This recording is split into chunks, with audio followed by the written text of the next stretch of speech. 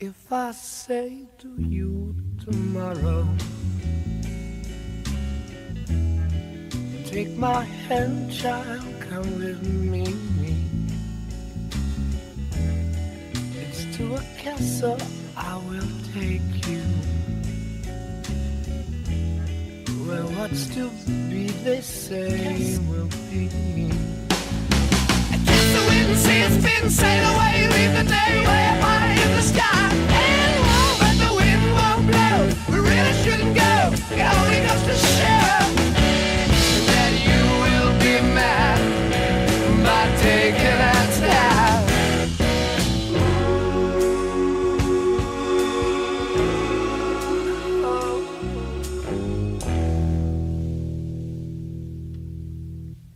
And if you say to me tomorrow, oh, what fun it all would be, then what's to stop us, pretty baby? But what is and what shouldn't ever be? I catch the wind and see it's been, sail away, leave the day way up high in the sky. And but the wind won't blow, really shouldn't go, only goes to show that you will be mad by taking our time.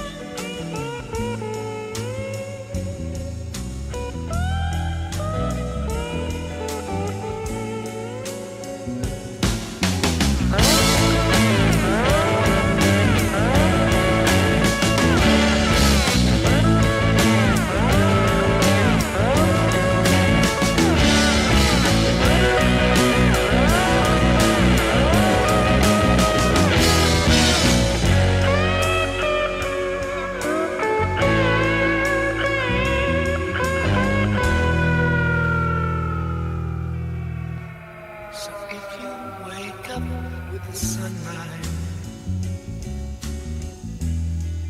and all your dreams are still as new,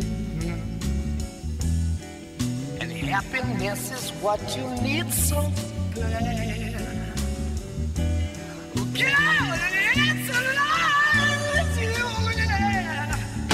I catch the wind, see it spin, sail away, leave the day way up high in the sky.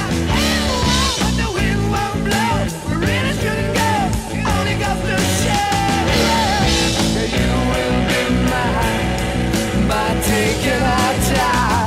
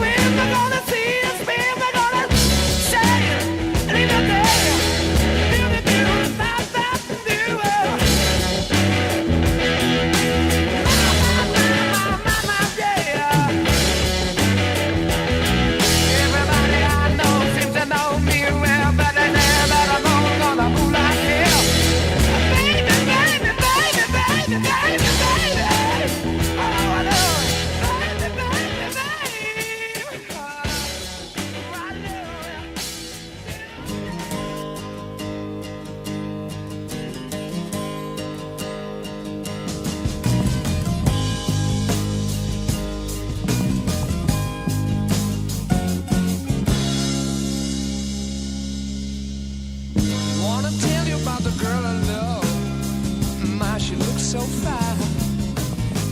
She's the only one that I've been dreaming of. Maybe someday she will be all mine. I wanna tell her that I love her soul. I thrill with her every touch. I need to tell her she's the only one I really love.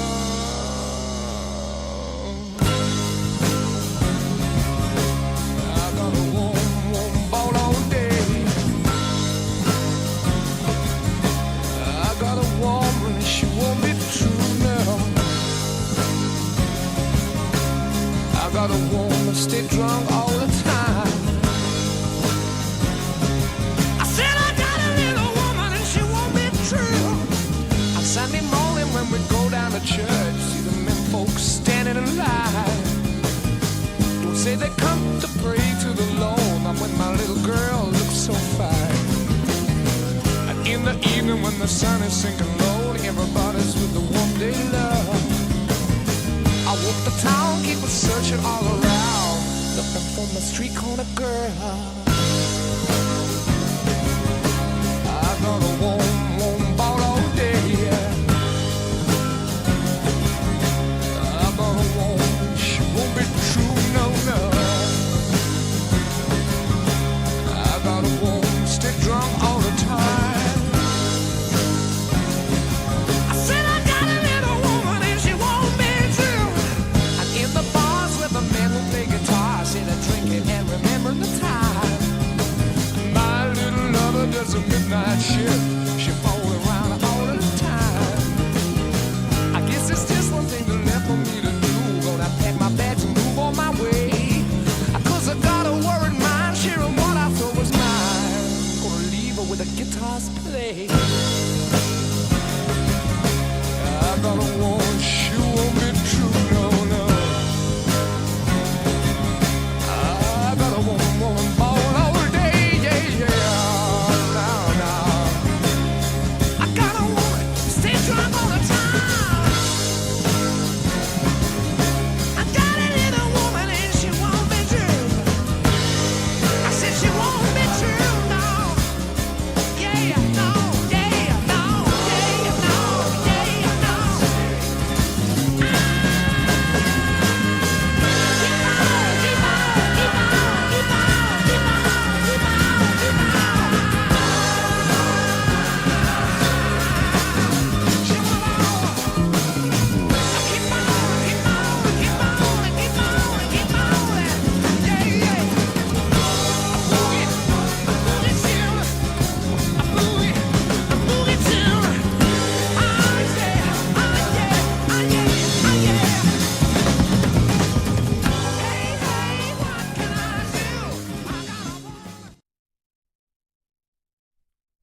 Hey everyone, how's it going? Welcome back to the EdgeStream.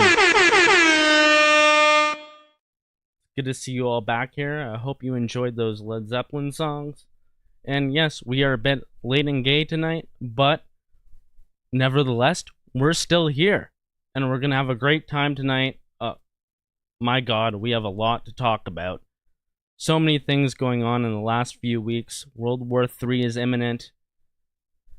Hey, if some of you guys want to come join and any of my reoccurring guests want to hop on with me, feel free to do that. I see Ferryman's Toll in the chat. I see Rage in the chat. Lee Stewie. Feel free to come join if you want. If not, don't worry. I've got a great show prepared for you guys. We're live right now on YouTube, Rumble, Odyssey, and Entropy. I see Wallbanger over there on Entropy. Good to see you. Throwing up some slashes. Odyssey is live. Rumble, we have Ghost Rider, Punisher, Kaleno, a few other people. Good to see you all there. YouTube, we have a bunch of people. Larry the Loon is over there. He's in for the Autistic Freak Show, as he says.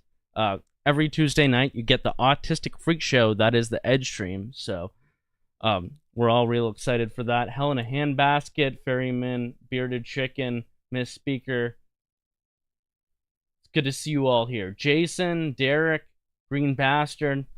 Hell yeah. People telling me to get some drywall. Well, I don't know. First thing I'm getting here in this... I just moved here a couple months ago. First thing I'm getting is definitely the flooring, because all the floor dust just keeps on getting on everything. This is a newly renovated house. Floor dust is everywhere. So, like, all this insulation for the walls is an absolute aesthetic. I think it's like a vaporwave, alt-right, dissident right aesthetic. I don't see that needs to be covered up or anything. But I am thinking of putting a green screen and doing kind of like a makeshift green screen with a bunch of other things like in the foreground. Trying to get artistic with it. And there's one other thing that I have realized is that 2 weeks from now, my 2 EdgeStreams from now will be Halloween night. So I think it's in the books for an official EdgeStream Halloween special. And we'll definitely have some guests on that night. I don't know what I'm going to dress up as yet. It's going to be something edgy. It's going to be a great fucking time. I'm really looking forward to it, and I'm going to put some more production value into it. But yeah, we got a great show for tonight. Of course, they just had the bombing of the hospital in Gaza. It's very sad that things are coming to this point. It was inevitable. We'll be investigating the claims that have happened there, but we'll be looking much more into the bigger picture. I know everybody in the last week or so within our community has been sharing all the videos that have already been going around. So I'm going to try to provide something a bit different, try to provide a different perspective to what is going on. And I think we might get into a little bit of Jew magic tonight. Yes, Jew magic. I think there is something a bit more supernatural.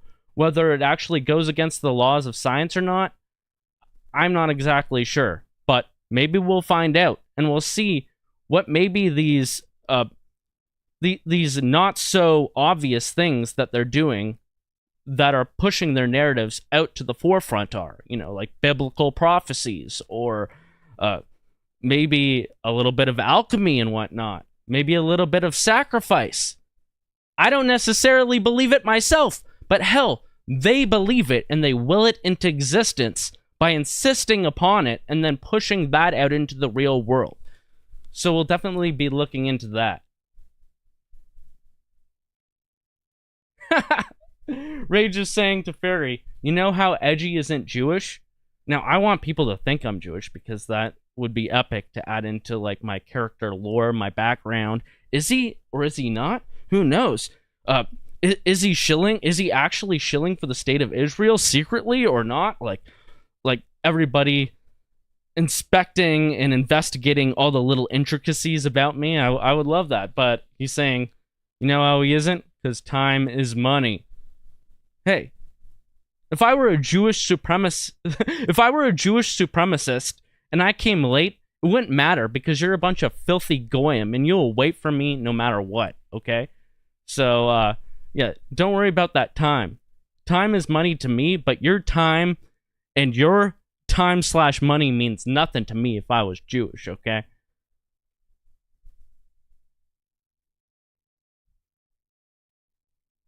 I guess that was a bit of a debunk there.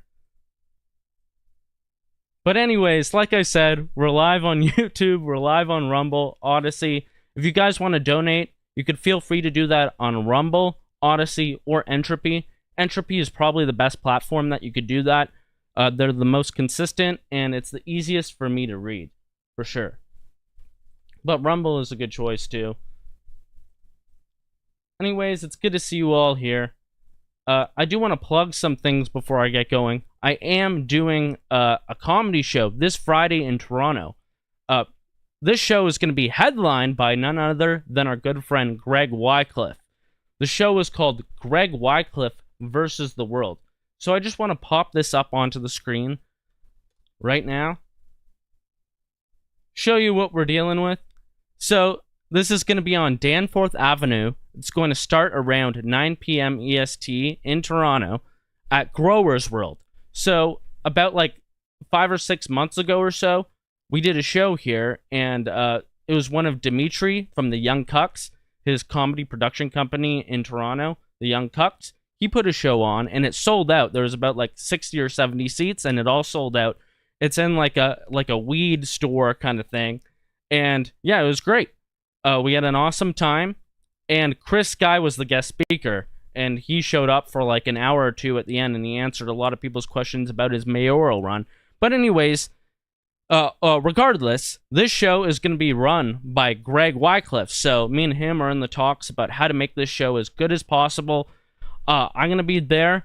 I haven't performed in probably about 2 or 3 months, but I'm breaking my guitar fingers back in. It's going to be good, and I will have a new song prepared for you guys. So if you've already seen me, don't worry. I'm going to make my own songs better that you've already heard before, and I'm going to have a new one too. So be ready for that, and make sure you come out. It's going to be a great time. We're all going to hang out. It's going to be awesome. So yeah, do that, and I'm going to drop this in all the chats right now. Like, hey, if you guys want to come hang out and network, this is a perfect time to come support, pay some money, to come see something that you will enjoy and get to meet us. And, you know, maybe we could build something in the future if you have something to offer that we could all roll with. Sorry, since my computer broke down, my graphics card has been shitting the bed. I need to figure this situation out, so it's taking me a bit of time to open each chat and dump the link, but I'm gonna do it.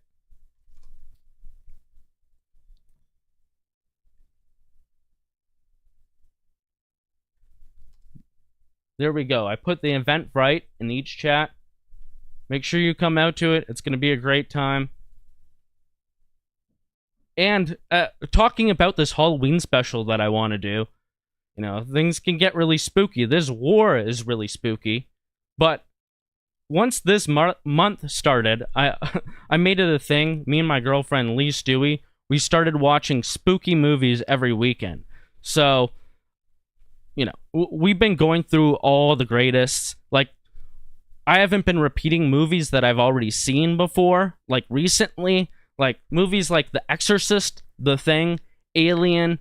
I've seen those like 7 or 8 times. I'm a huge movie buff. That's what I went to school for. So I've seen those movies over and over again. So we've been watching movies that mostly I haven't seen or I haven't seen in a long time. But I'm just going to tell you, I don't get spooked easily. In fact, I don't think I've ever been spooked in my life. These scary movies don't mean shit to me. I think they're just for women to have a good time so they could get their shivers on, so they could latch on to a man who's mentally superior to them. That's what I think horror movies are for. You know what? I kind of like it. But anyways, they're still great fun. And one thing that's really been bothering me is I saw the movie Texas Chainsaw Massacre, the original one from 1974, and I thought that was one of the most gritty, like, dark and good movies that I've seen. One of the best horror movies. You know, just the way that it's low budget. Like, Leatherface gets it out of the way right from the beginning, and he kills all the retarded teenagers, and then he just tortures a woman with his retarded hillbilly family for the rest of the movie. I thought that was great. Like, the scenery was great. All the ambiance and all the, like, the demonic sets that they had throughout the movie, and the way that this demonic hillbilly family was acting was just top notch. And Lee Stewie had the nerve to say that it was stupid and give it a 5 out of fucking 10. Out of all the movies we watched, she gives it a 5 out of 10. Now, you know, she said that people were going to agree with her that the movie was fucking stupid, so I want Edgy Gang to rise up and tell her that she's dumb and that the original Texas Chainsaw Massacre was at least a 7 or 8 out of 10 and a horror movie classic that is, in fact, not dumb and actually kind of spooky. But anyways, I'll let you guys discuss that in the chat. Some of the other movies we watched recently were The Conjuring 1 and 2, Hellraiser, which is pretty fucking sick. I like that. It's kind of weird and campy at some points, but it does have some interesting elements in it. Friday the 13th, kind of silly. I do think there was something within Hollywood in the 1970s where all these let's just say Hollywooish producers thought that, like, hillbillies from the South or like country bumpkin folks were the scariest people ever, and they would be the ones to come and like dismember, rape, and like attack all your females, and they were all retarded. They're all a bunch of inbred hillbillies. And you know, if you've ever been to the South, you could usually see that that's not the case. Of course, there are some people like that, but I think that was a motif that they were trying to push in early 1970s horror movies, and beyond that too. Like you have, we watched I Spit on Your Grave, where they get into the town and all the hillbillies descend upon the single city slicker woman, and they all just lick their lips and are just lusting to rape and torture her. And then the same thing with the Texas Chainsaw Massacre in the 70s. And I haven't seen it yet, but apparently The Hills Have Eyes has the same premise. And in both those two other movies that I mentioned, like the chick tries to get away, and she goes, ironically enough, in both movies, to the sheriff, and then the sheriff is like the alpha hillbilly out of all of them. The sheriff who, like, she initially thinks she could run to for comfort, he turns out to be like the alpha hillbilly who's in charge of all the murders and rapes of city-slicking women within the town. It's so absurd, but, you know, makes for a good, spooky, funny movie. And I have to say, I don't think country people are like that. I think they were trying to maybe scapegoat them in that time. But either way, I think it's a good, like, film analysis of how people, of how these movies were constructed in the past. You know, maybe I'll throw this one off to Devin Stack from Blackpilled, because I know he likes to do these historical analysis of movies and whatnot. But anyways, I guess the point I'm trying to make here is, if you guys have any movies that will actually spook me, then feel free to leave them in the chat, like good movies.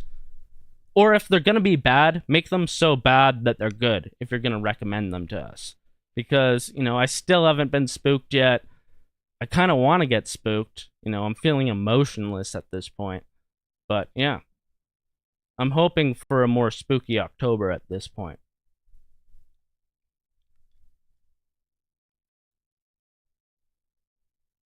Let's see what people are saying in the chat. I just unleashed a whirlwind of topics here. Sorry, my computer graphics card is going slower than usual, but I'll get to reading you. I'll get to reading your chats. I could see it in YouTube. He's lying! I'm getting called out, says Lee Stewie. No, you're getting exposed. It's so bad. Texas Chainsaw Massacre is one of the best horror movies. It's so gritty, so dark. The guy in the wheelchair who pisses all over himself and then falls down like into the ditch at the beginning of the movie. The hitchhiker, the way that they poke the girl at the dinner table when she's tied up. The fucking creepy hillbilly torture scenes. So good, so good. Solid 8 out of 10 I'm seeing.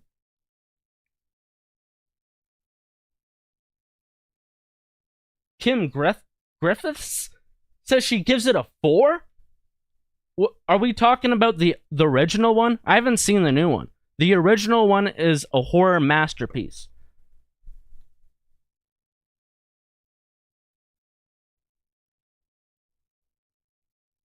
It's an intellectual masterpiece.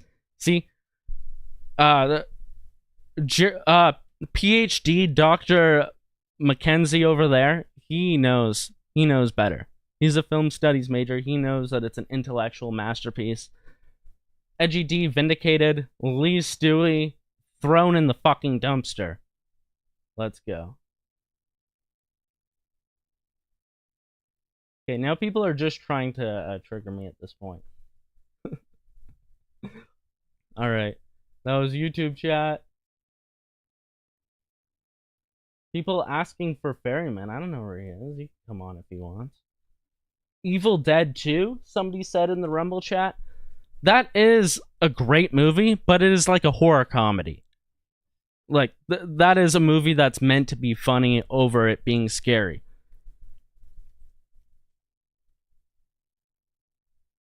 I'm going to load up the entropy chat in a second. Oh yeah, and I do want to mention what I thought was the best movie out of all the movies we watched. Because, like I said, I've already seen a lot of the best movies out there, like The Exorcist and whatnot. But The Omen from 1976 was probably the scariest movie that we've watched so far. And the reason that I think it's scary is because there's nothing in it that's, like, it's supernatural, but there's nothing too stupid or ridiculous like Hellraiser or like, Nightmare on Elm Street or Friday the 13th. It uses, like, religious texts and the idea of, like, a child being born as the Antichrist and,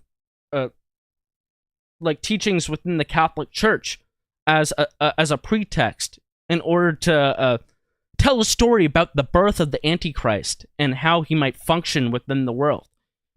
And to be honest, this Antichrist, Damien, that is in this movie, The Omen, in 1976, it sounds kind of like how the Jews talk about their Moshiach, especially the Orthodox, Shabbat, Lubavitch, and many other different types of Messianic Jews, and how they may be trying to usher in that new Messianic age, their new Mashiach, as they call them, especially with this increasingly violent Israel versus Palestine war. You could see a lot of things that are happening there could be potentially leading to what they think is their Mashiach that is coming. And some people who oppose the violence and the bloodshed that are going up to that, to them capturing the Temple Mount and creating the new temple for their Mashiach to be resurrected. Some people could say that that is evil, and that is the birth of the Antichrist. So this movie, The Omen, about this child Damien, it seems like it had a lot of parallels to what is going on in our modern times right now, and maybe I'll make some connections to that as we go on throughout the stream. Maybe that'll be the segue into what we're going to get into going forward. But The Omen, spookiest movie I've seen thus far. People are saying Devil's Rejects on Entropy. Yeah, some Rob Zombie movies are apparently pretty good.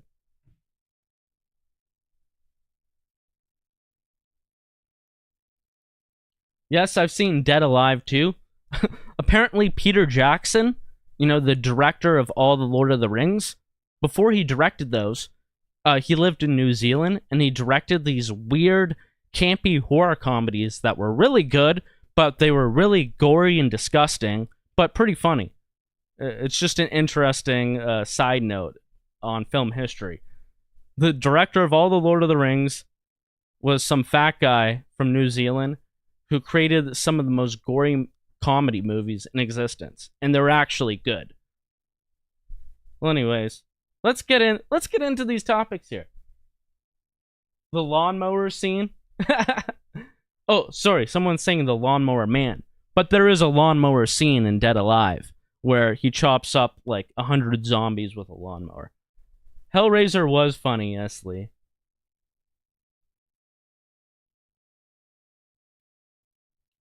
We have Poor Man North of Richmond. That's his name, entering my Zoom call. I have no idea who this is. But we're about to get into some topics, so I don't know who this person is or what they're going to say. Okay, I know who it is now. What's up, buddy? Hold on, I'll get you on the screen in 1 second. Turn off your audio for the back feed. Hold on, I'll get you on the screen in 1 second. Why can't I see you? I'll do that in 1 second. Can you see me now? Yeah. Can you see yourself on stream now, buddy? Yeah, I can see myself. There you are. All right, how's it going, man? Glad to see you on tonight. Yeah. What the fuck? What were you just talking about? Were you doing a horror movie breakdown? I caught like part of it. Oh, yeah. So, ever since the beginning of October, me and Lee Stewie, every weekend we've been watching like multiple horror movies each weekend. Okay. We're trying to get spooked. And, I'm a film buff. Over the last few years, when I got more into politics, I don't watch that many movies anymore. So I've been getting back into it because I've seen a lot of the best movies already. But now I'm like taking a redux back into it. So we've watched a bunch of movies. Conjuring 1, 2, Hellraiser, the original. Friday the 13th original, I've never seen that. Texas Chainsaw Massacre, the original. I Spit on Your Grave. Probably a few more. The Omen, as I was just saying, is probably the best one I've seen. And it's from 1976, and it's about like the birth of the Antichrist child. And it has a lot of like biblical references. And like I was just saying, it has some maybe parallels to who the Mashiach is going to be. Or at least I saw that in the movie. You know, fulfilling biblical prophecies and whatnot. It's going to be born from a political leader, as in the movie The Omen, and that's literally what Ben Shapiro says about the Mashiach. And he like smirks as if maybe he could be it. Have you seen that clip? Yeah, I did hear some nonsense about I mean, the word is Messiah, right? What do they call it? Mashiach now. And they're all begging for their Mashiach to come. Like the Jews, they want their Mashiach to come. They feel like it could come anytime in the next few hundred years, but it could come anytime now, and they think that they could will it into existence. And we'll get into soon, like probably later in the stream, about some of their Jew magic and how they think the slaughter of the perfect red heifer, which I didn't know what a heifer was before, but apparently it's a ginger cow.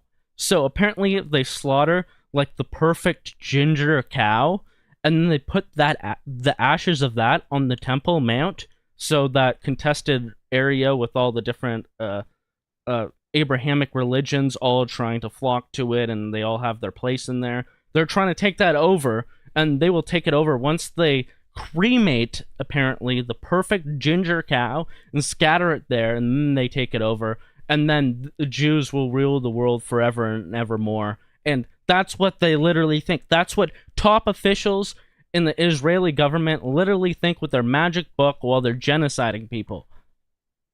Yep. That is a horror movie in and of itself. This is very spooky. Yeah, why don't they make a movie about that? Make a movie about that. That's a horror movie that I would actually be scared That movie would be anti-Semitic, and Hollywood would never of allow it. Of course. Yeah. All right.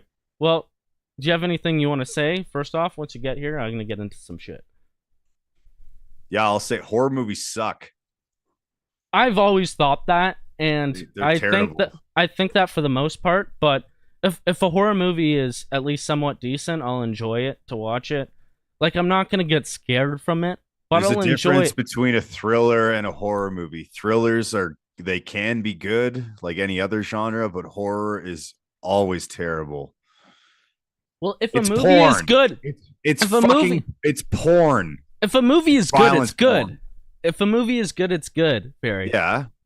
It doesn't matter what label you put on it. So is Saw a good movie? Have you seen it? Saw. Some of them are, but Saw is a thriller more than a horror movie. It's a whodunit. It's a mystery. There's like there's a storyline behind it that's deeper than, I don't know, 7 teenagers go to a cabin and then some old man starts trying to kill them all.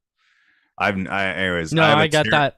I have a terrible opinion of horror movies. So no, I agree with you in a lot of ways. I want to be spooked, and I'm like trying to be open to it, and I like the idea of like chilling with your partner and fucking watching it together and having a good time and being like, oh, I'm so spooked, and joking about it, and like, you just like that's wholesome though. Yeah, it is. Yeah, I guess that's wholesome. That's so sweet, Edgy. Oh yeah. Okay, stop it. I'm edgy. Fuck you. You want to cuddle? No. I want to kill. All right. I'm glad we figured that one out. I'm not cute or cuddly. What I do want to show just continues without word or anything. People are lolling, even LMAOing in the chat. All right, yeah, take a break, Edgy. Check the chat. Omen was fun. It's a good movie. Is it? Yeah, it's a good movie. I like it. I like the element of surprise.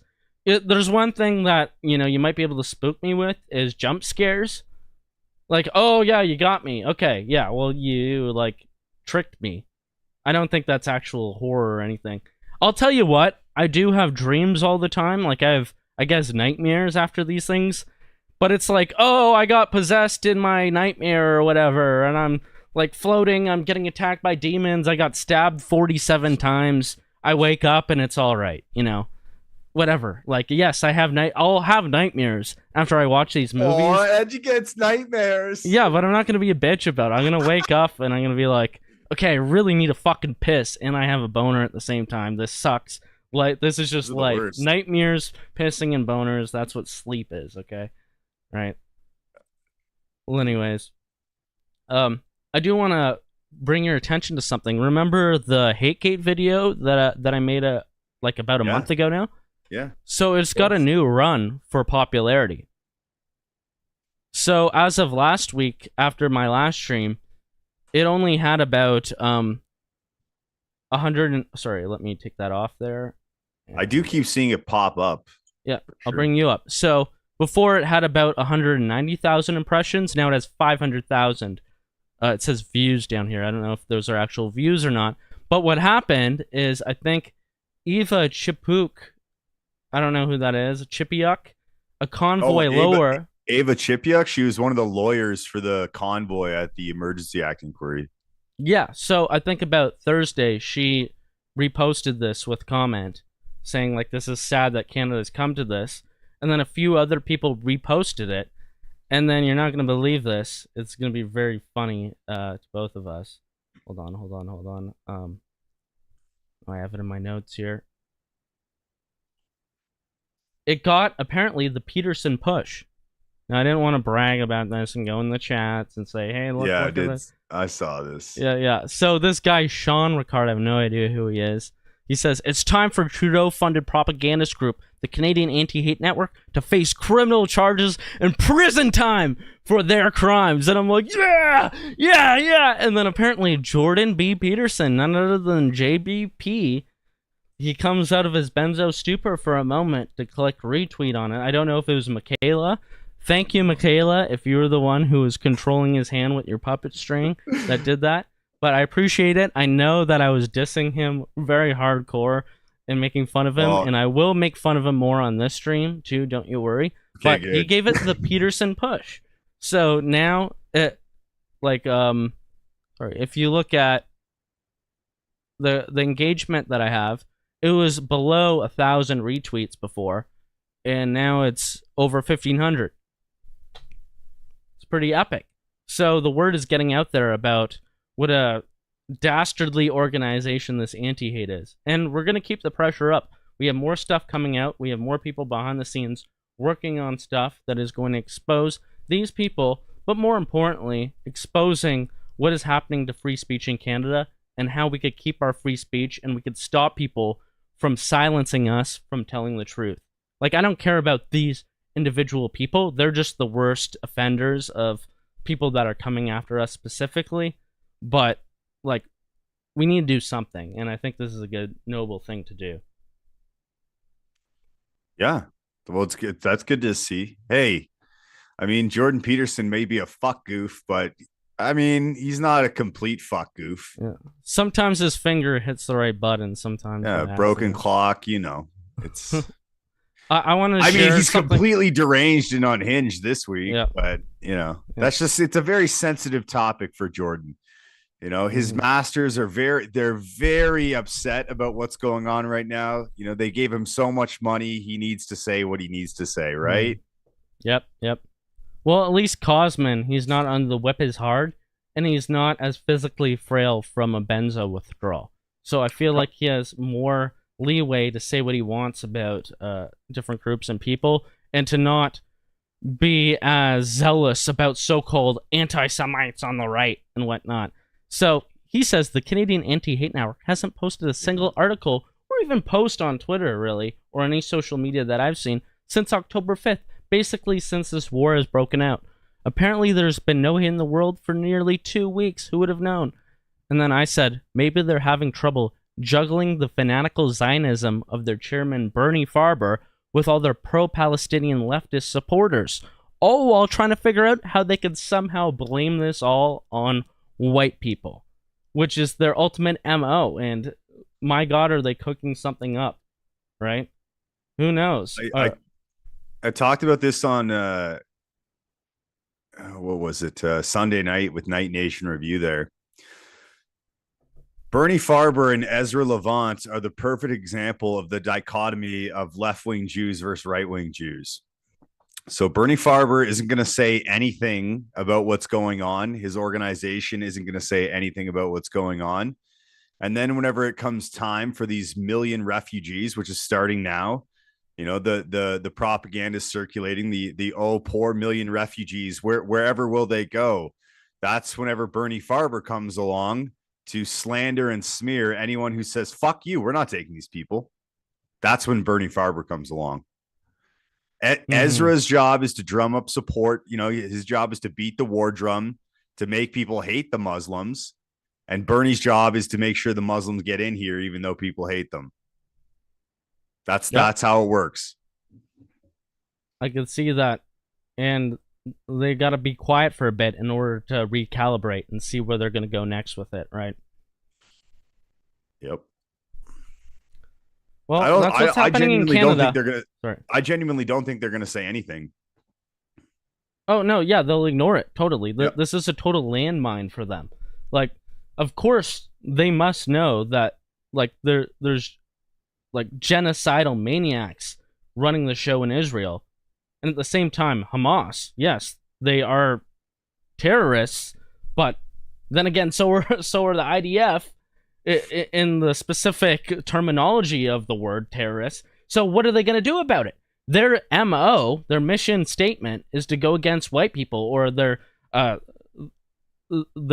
hidden mission statement really is, right? They say they protect people from being discriminated against, but they've never acknowledged anti-white discrimination, and they see any group rights based on white people trying to defend themselves, even defend themselves against unwarranted attacks against all other groups. They see that as just as a sign of racism in and of itself. So, like, yeah, they're just cooking something up in order to blame white people at the end of the day. Really, it really goes to show that their ultimate goal is to hate on white people. They're an anti-white hate group.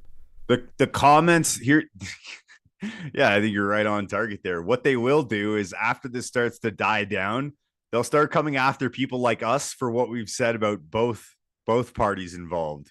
So they'll look at what we said about, you know, Israel and the state of Israel, and anything that we've said negatively towards, you know, Jewish power, Jewish supremacy, you know, Jewish actions. They'll talk about that, but they'll also talk about how we are saying, like, yeah, these Muslims also have to go.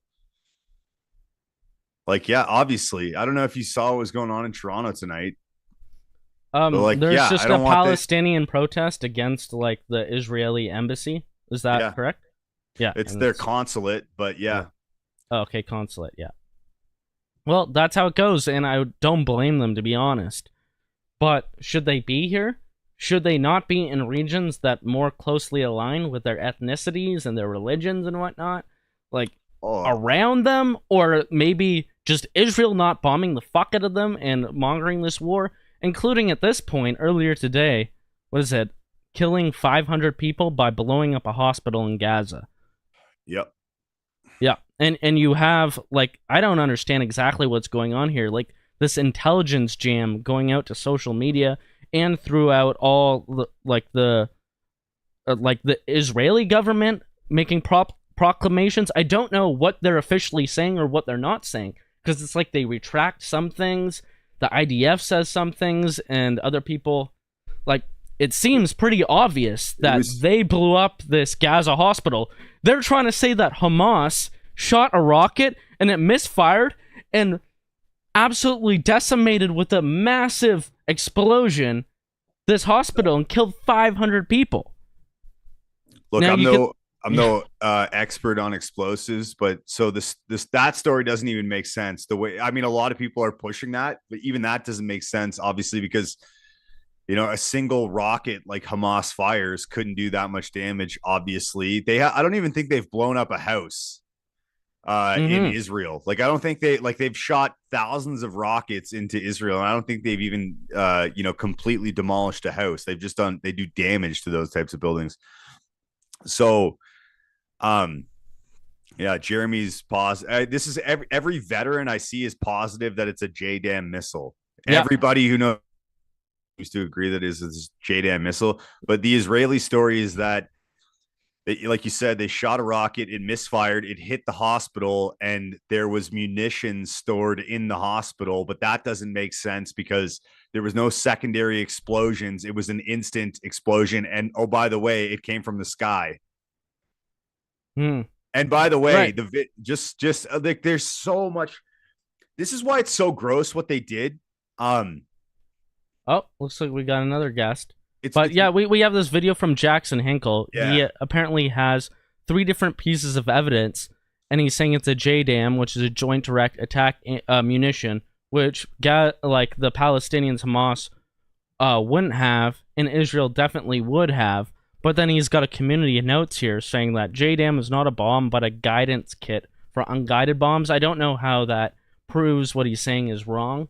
It's something I'd have to look into more, but judging by who's been lying about the 40 beheaded babies and almost everything throughout their last 100 years of existence, I could make an educated guess as to what's going on, really. It's so much more than this, though, because, dude, they were threatening to blow up hospitals all last week. They said, evacuate the hospitals. We're going to bomb the hospitals, get out of the hospital. And then they do it. And people were like, oh, that must have been Hamas. What? They bomb hospitals all the time. They bomb civilian targets all the time. Like, why is this new to anyone? I don't think it is. I think they just want to believe it is. My favorite cope I saw all day was when they were talking about the hospital, being blown up, and somebody was like, "Oh, this was they blew up this hospital a different time." Like, that was from 2 years ago. It's like, oh, it was a different hospital bombing. Is that makes it better? But it wasn't. It was just a cope. But yeah, it was in the middle of something. But yeah, the JDAM is it's a bomb. It's a precision bomb. It's made to destroy fortified structures and underground complexes and stuff like that. It's meant to, like, you can hear it come in, like the screaming sound. It's like a Stuka dive bomber. Like, it has a very specific signature that you'd say. Certain things have certain sounds, and they produce a certain, like, white phosphorus has a signature. You know what it is immediately by looking at it. Like, there's just certain things about certain weapons, and that's one of them. The JDAM sounds exactly like that, and that huge they're meant to destroy buildings like that. And are they meant to destroy tunnels too? Because they go way up in the air, and then does the IDF have tunnels that they're digging in order to get out of? They'll say Hamas definitely probably has tunnels. Oh, and stuff. Yeah, they do. They'd be moving around like the IRA, trying not to get spotted and stuff, right? But I mean, that's not an excuse. So they do this, and the JDAM is made in the United States, and they sold a ton of. They have a bunch of that, so they have everything. They have everything we have. They have more. They have more stuff than Canada does. They have everything the United States does, and probably more. So the other thing with the JDAM is that's a precision that it wasn't like accidental.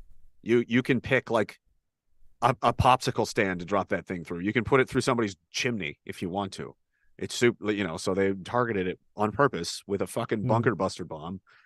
And But it was Hamas misfiring a rocket. But at the same time, Hamas was using all the dying patients there as human shields, right? All the babies. Hamas was like, no, and they're holding up babies like that, right? As the missile was coming in, right? You can hear in the video it scream in from overhead. Like, that sound, is that coming, like it's breaking the sound barrier coming over your head. Like, it came from the sky. So you hear it come in, boom, and blow, and levels the building, which is what JDAMs do. But what Hamas has are like 155 millimeter homemade, like, tube rockets they fucking screwed together in somebody's metal, makeshift metal garage. They're putting together out of car parts and shit. And they're like a tank. It'd be like if you put a tank round into a building.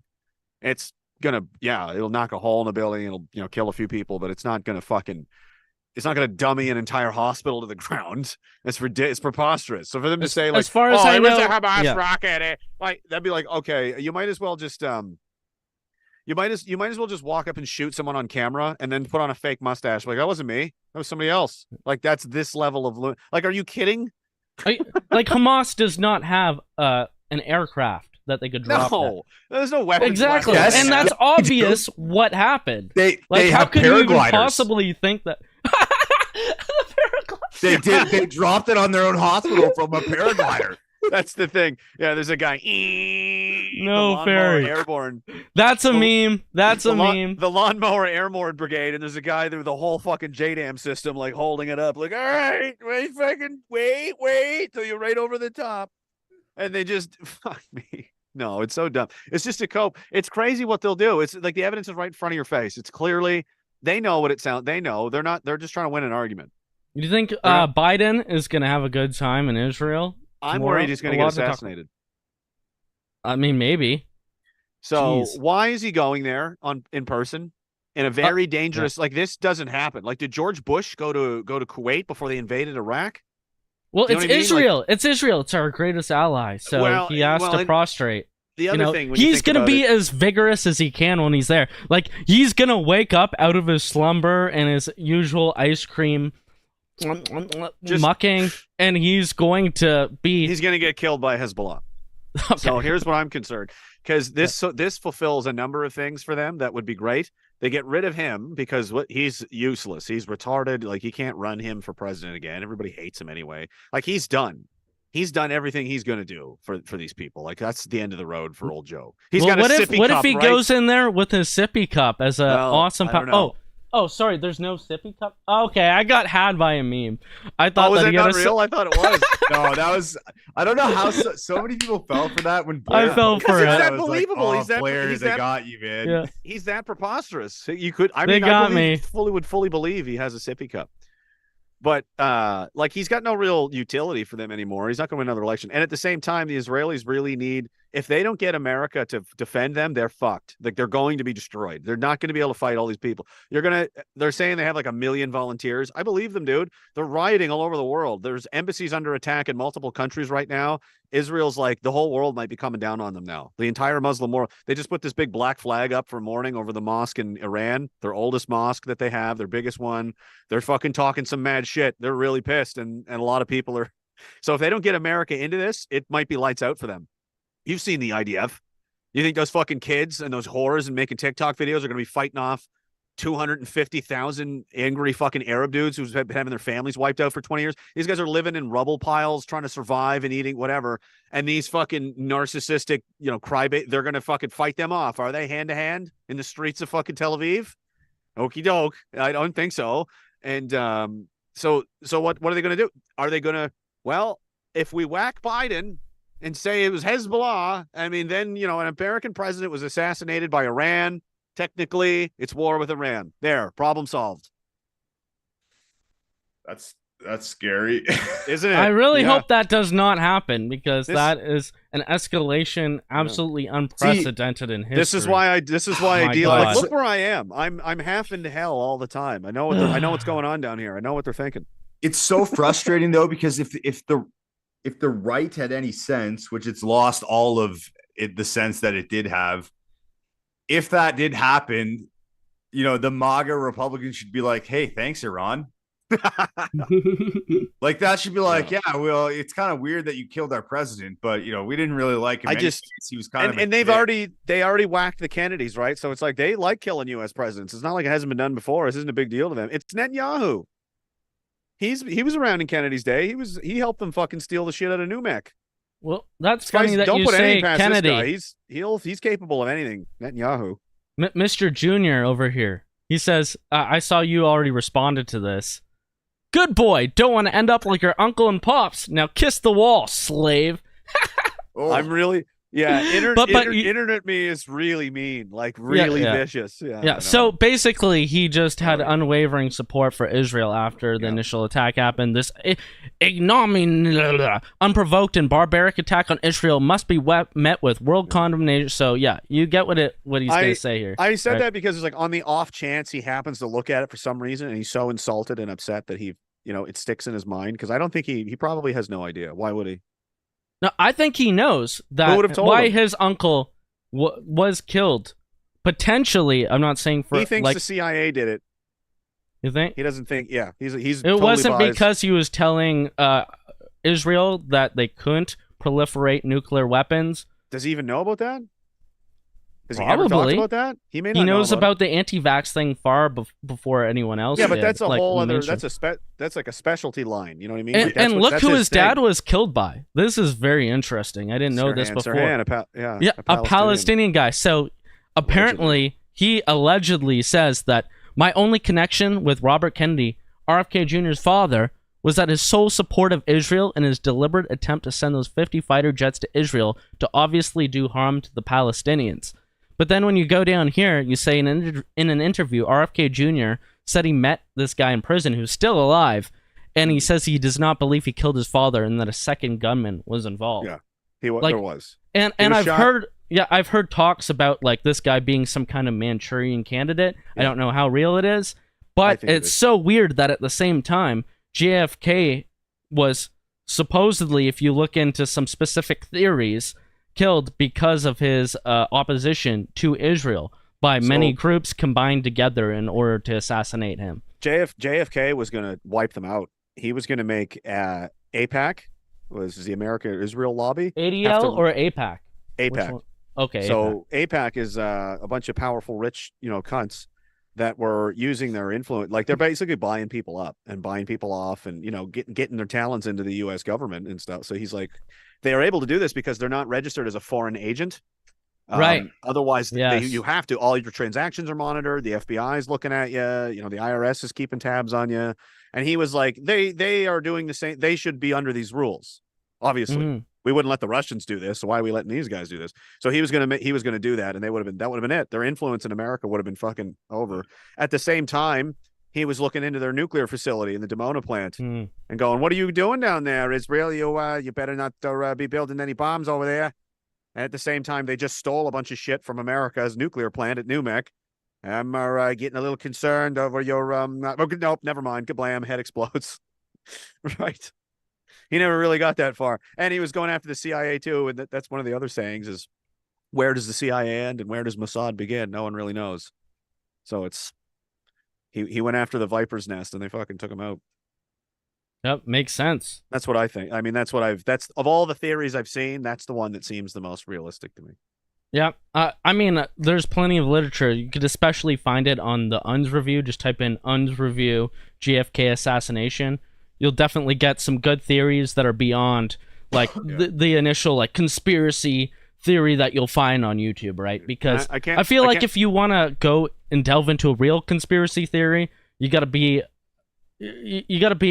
okay with being called an anti-Semite at this point. It's a good thing at this point. Probably. Yeah. And in RFK, I can't remember what the motive for that one was, but I know that they had like the guy Sirhan, they grabbed him. He had I think a 6-shooter or an 8-shot pistol, something. I can't remember the exact number, but they recovered like more than those many bullets in the room. Right. It was like, okay, there's 3 in him. There's 1 in the post. There's 2 in the floor. There's 1 over there. And there's 1. Wait a minute. He also said he was drunk too. Yeah. He also said he was drunk. He said he didn't remember. He said he was somewhere in the ballroom or somewhere in the hotel, and he said he talked to a woman in a red dress that came up to speak to him. Really? And it's the last thing he remembers. The next thing he knows, he was being arrested. He's like, I don't know what's going on. Wow. Because I just looked on the Wikipedia, and he made it a point to stress repeatedly that he was drunk when it happened. Yeah, he doesn't. He says he doesn't remember. Yeah. Ah, okay. Well, and I think I remember saying he thought he was drunk, but I think somebody slipped him something. Because he remember said he started drinking, and then he just doesn't like he fucking basically went for it. But who knows? Maybe Taxi Driver is some kind of predictive programming to make us think that this thing is normal. That people really do this. Candidate, that stuff was real. The MK Ultra, they were fucking with people's heads and trying to make them. That's a real thing. They did do that. They spent a lot of money doing that, and they didn't stop doing it. They just changed the name of the program and moved it somewhere else. You know how like companies rebrand when Blackwater got caught killing all those people in Iraq, and they're like, oh, this is bad for business. Then they became XE, and then they became Academy, and then they became like they just keep changing. It's the same company. They just keep changing the name around. So they're like, oh, we don't do MK Ultra anymore. We do KM Ultra. Oh, okay, never mind. Yeah, MK Ultra was only a thing of the 60s and 70s. With all this emerging technology and everything that's going on, and all the lies and false flags we've seen, MK Ultra could not possibly still be going on and under other names, guys, right? I think It's they've learned how to crazy. do it through mass media. I think they've learned how to really kind of mass hypnotize people under certain conditions, emotional stimulation, and using fear as a instigator or like an ingredient. And they found if they found a formula to basically make people compliant with whatever, even if it goes against their own interests and survival instincts. They've still, I don't know. Well, what's that formula then? I I would say They- repetition, fear. Yeah. Those are two of the main points, because what we've been seeing the last 2 weeks is just repeating the same, like memeing the same 40 beheaded babies. Hamas is terrorist. Hamas does this. Hamas does that. It's wearing All off the- though. It's not working. The younger generation isn't buying it. Everybody basically under 35 is like, no, it's not. That's not happening. Like the important demographic, the demographic that's about to take over and come into power in the world, and the one that's protecting these people is aging out and retiring. They're fucked. Mm. What are they going to do? Wasn't that like a CNN survey was or whatever? yeah, it it was was a like CNN all the survey, but- boomers. It was just like Yeah. they all, like 90% supported like the actions that Israel was taking, and then about like 25 or 30% of It was Gen Z. 24. Now I would say the It wasn't like- even Gen Z. It was between 18. I just looked at it. 18 and 30 is 24%. I would say that all those people, like most of those people in that age bracket, don't know anything. Probably Like not. a lot of them are retarded, and it is a huge crisis. I think But the they can people see who online. do know something, they will be It's against because it. they have no attention span. They look at these, and TikTok and Twitter and all these things are filled with like one people saying a bunch of nonsense and another people uploading videos of actual things that are happening, and you can see people exploding and being blown to bits. And the other side's just like, no, I'm the victim, as they blow up hospitals. So it's like, this isn't hard. This is easy for people. This isn't even. They can say what they want on CBC, but it doesn't matter. Nobody watches it. Nobody in this age group. I talked about this back with the convoy stuff, right? You had Fifth Estate woman trying to lure me in there, and I was like, listen, you're done. Nobody watches this anymore. Everybody that watches your program is like 70 years old. Like your demographic is 65 up. It doesn't matter. Julian? Like, yeah, the Fifth Jillian, Estate- yeah. Their demographic is 65 and up. Like those people aren't even going to be here in 10 years for the most part. It doesn't matter. Everybody, that's with us is like, we're going to be around for a long time still. And there's more of us every day. So like, I don't do the demographics is destiny, aren't they? They cover more than just, your racial demographics. What about your age ones? Because as far as that age bracket goes, the empire is in big trouble over the next 15 years, 10 years, maybe less. If this war fucking goes off. And the other thing, if they try to draw America into it, they can't really fight it though. They don't have we've had double-digit attrition. The Americans are suffering too. They can't keep anybody in. Everybody wants out. Nobody wants to join. I'll be right back. They're broke. Everybody's burned out. Everything needs to be repaired and fixed. And there's been budget cuts, and it's not good. And now the generals are like, did you find that email, or somebody found that email? They're like, power at CENTCOM to deal with this. So it's so annoying because that email was released by an Iranian news network, so everybody's like, it's fake. And then because they say it's fake, it gives the US government the perfect cover to just be like, yeah, it's fake. yeah, right. You know what I mean? Like it's like they did it with UFOs, right? In the 50s. It's like, it was just like SSR1 or SR-71s and shit like that. Yeah, the black. And they were just, people were like, what the fuck is that? And they're like, yeah, it's a UFO. Yeah, for sure. It's a UFO. Yeah. It's just, like, you know what I mean? Because they didn't want people to know about it. Yeah, they gave them the out. So I don't know. I who would knows believe if it. it's real or not, but I believe it's real. I would even if they didn't say it, it's true. Like that is the truth of the situation. If that's not I would believe that it is the truth of the situation, because one, your army is way further left than it used to be, which invites a lot of this pro-Palestinian sentiment into it. Yep. This probably has a lot more Muslims in it than it used to, probably a lot more Hispanics, a lot more apparently black people are like, obviously BLM is right on board with Palestine, but just in general, if you look at the American protests for like pro-Palestine protests, there's a ton of black people at them. Yeah. So like you have a much more diverse army that's supportive of Palestine. And then to cap that off too, the white guys that are probably still in the military are like, fuck this. I don't want to die for Israel. Well, it's becoming like a lot of these guys are, I mean, it concerns them because they follow the wars and stuff and what the government's doing, because that's going to impact your job, your career. We did in the army. So a lot of them are pro-Trump guys because Trump's policy was good for the military. And if you're an army guy that likes to fight and be in the Marines, Trump's your guy. That's what you want in there. And follow the money, and like they're going to be interested, and a portion of those guys are going to figure it out, and they're going to see.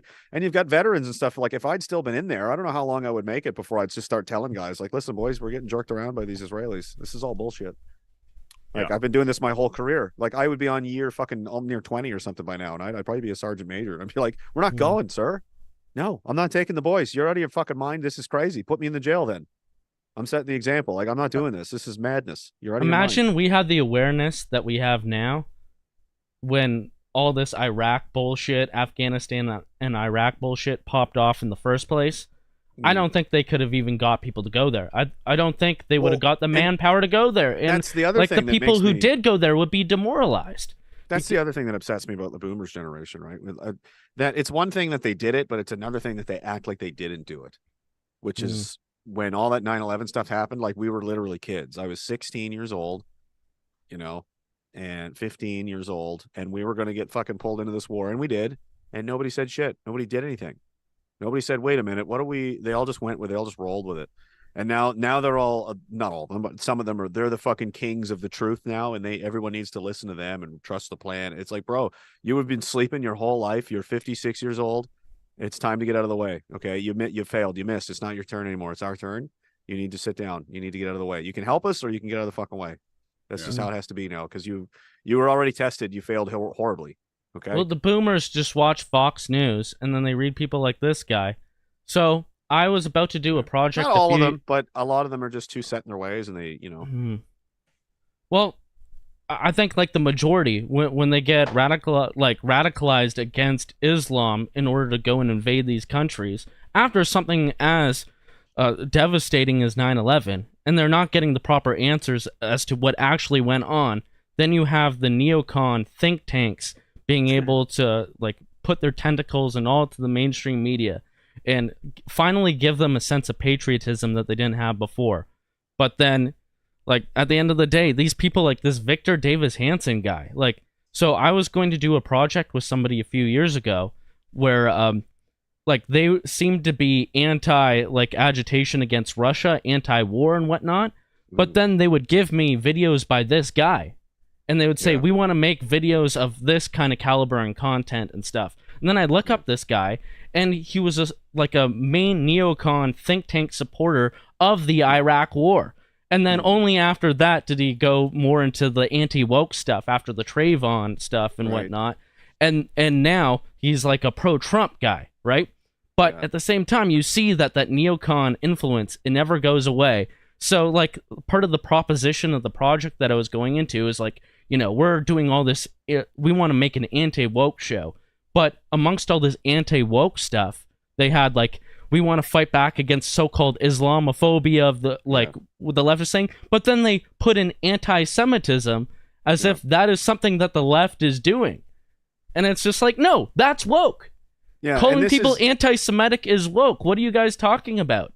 But it's it's like they're trying to pawn it off to the left in order to get you to warmonger against the Middle East. Well, and now this is them reaping the fruits that they're trying to sow. This is the game that they play, where there's the fake left wing, right wing, that there's two sides and you have to pick one. That's how they're always been doing it. We don't have, like, they act like, no, you have to do this. It's like, well, it's this or it's that. No, you can have a third team. Like, we don't have a team. You're either pro-Israel Zionists, or you've got the, Islamist, faction, or then you've got all the BIPOC liberal crazy communist. Like, where is our team? Like, we don't have one. So we have to build one or we're fucked. Because there's no organization, there's no structure, there's no anything that is speaking out and looking out. Like I was saying on the other night, like, we worry about everybody else's problems but our own. And that's because everyone else has a block or some kind of representation or a voice that's pushing because they want shit done, and we don't have one of those. So we get ignored. No one cares because no one's even trying. There's no representation.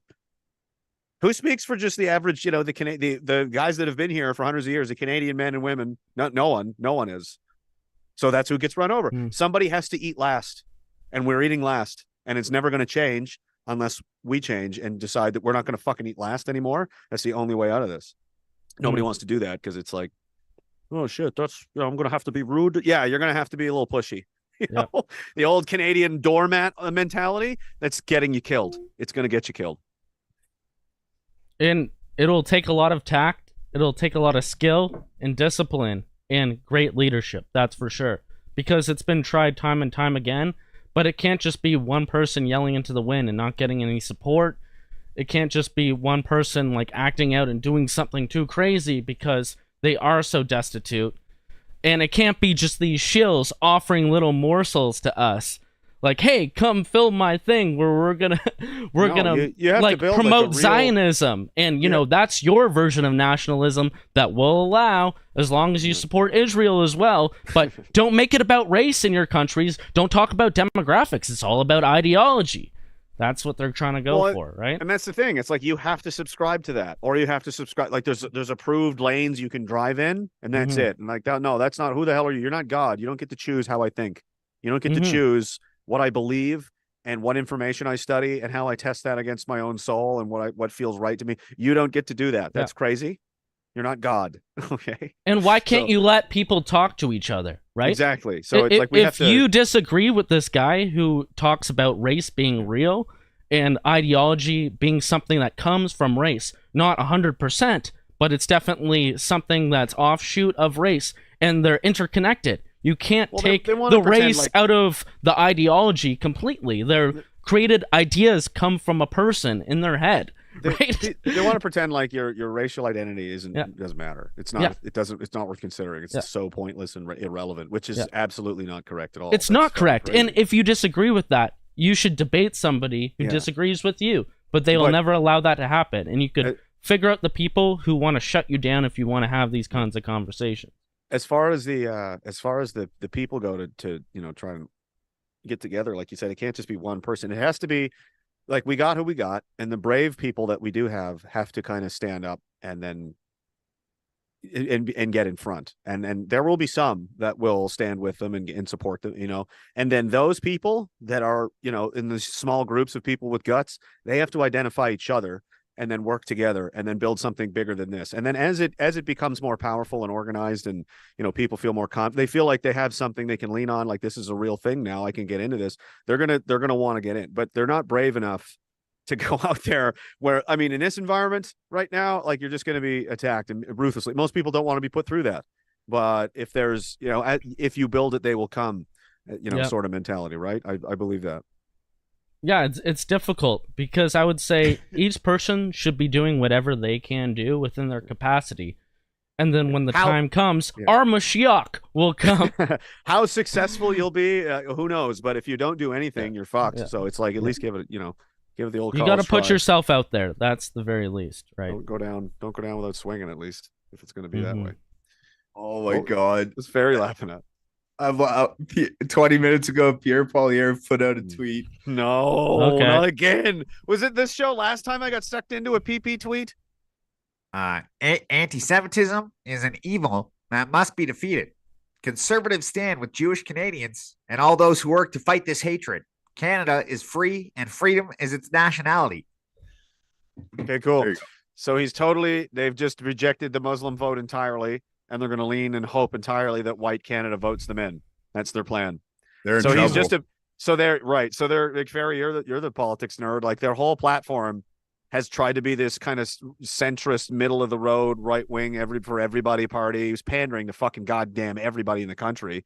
Now he's just abandoned this entirely to go back to the base that he shit all over already. Dude, he's not going to be popular at the hookah bars anymore.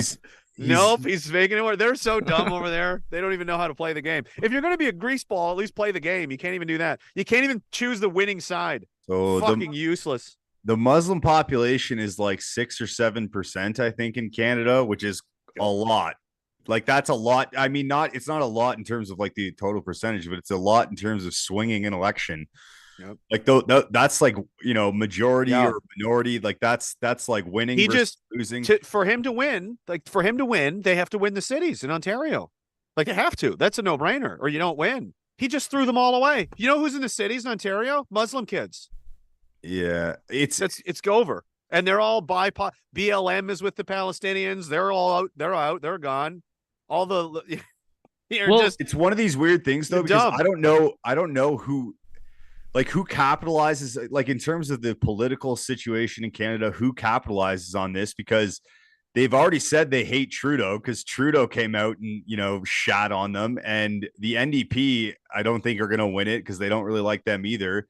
And the Conservatives are clearly doing everything they can to make sure they lose any ground they gained with them. And the PPC has taken probably the most like desirable stance towards the Palestinian situation, except for the fact that Bernier also didn't really cuck, and he wasn't like, yeah, we support the Muslims. He was like, no, also get these fucking people out of here. So the fucking They had the power best move, take, yeah. If I was in the prime minister's team right now and he was going around the table like, what's the plan? What should we do? I'd be like, go for it, go hard. Tell them fuck the IDF. What they're doing is disgusting. They're committing genocide. You'll fucking win everybody. You'll have the whole left wing unified behind you against this very contentious issue. All the Muslims are on your team, all the BIPOC people. And if you can't, that's not enough. You can shame the living fuck out of the white people that don't want to agree with you and know that you're right. And they're going to fucking have to. And there's nothing that the other side's, what are the conservatives going to do? Yeah, but they're going to be forced to defend this. And you're just going to be war crime every day. Oh my goodness. Look at it. It would, they would fucking probably win the election. You've missed a key element of this, Jeremy. Who? It's the fact that a lot of these Zionists are the ones who control the Liberal Party. If you want, I meant like if it was a real game, like if you had these decisions to make on your own. Yeah, you could go look at the Center for Israeli Jewish Affairs, and you'll find that every single major political party leader has met with these people, to shape their policy and guide their decisions. And it's just like APAC. It's just like APAC in Canada. But if anybody was ever going to buck the system, it actually would be the left-wing people, because again, you never know. They're lust for power. They could read the writing on the wall and decide, you know what? It might be time to, because there's going to be a loser and there's going to be a winner. This isn't going to be like, this is coming to a head, and this isn't going to just be something that goes away. Like everyone's going to go back to work like it didn't happen. This is worse than COVID. This kind of divisional, they're literally blowing up little kids, and people are expected to take sides on it, and they are. Like, I can't imagine. Do you really think though? Because me and Ferry were talking earlier about how, like, when the smoke clears, the system, the people, the censors will come after people like us ultimately. Oh yeah. I feel like there will be a moment of peace. Yes, eventually all these things will come to a violent I think conflict, there's going to be a right? war, and I think if it gets into a bigger war, that's going to be their excuse to censor things because it's wartime, and there's terrorists out there and all this kind of shit, and then it's just full lockdown for everybody. Doesn't matter now. Now it's like, nope, there's Hamas terrorists shooting up cities. There's fucking bombs going off, dirty bombs. It's fucking World War III. So there's curfews, there's fucking armed patrol. I mean, you can do anything you want, probably. You scare these people. Look, they just fucking rolled over and opened up their asshole for you for a fucking COVID vaccine. When you bring the World War III dogs out, they're going to just, I'll do whatever you want. I'll suck your dick.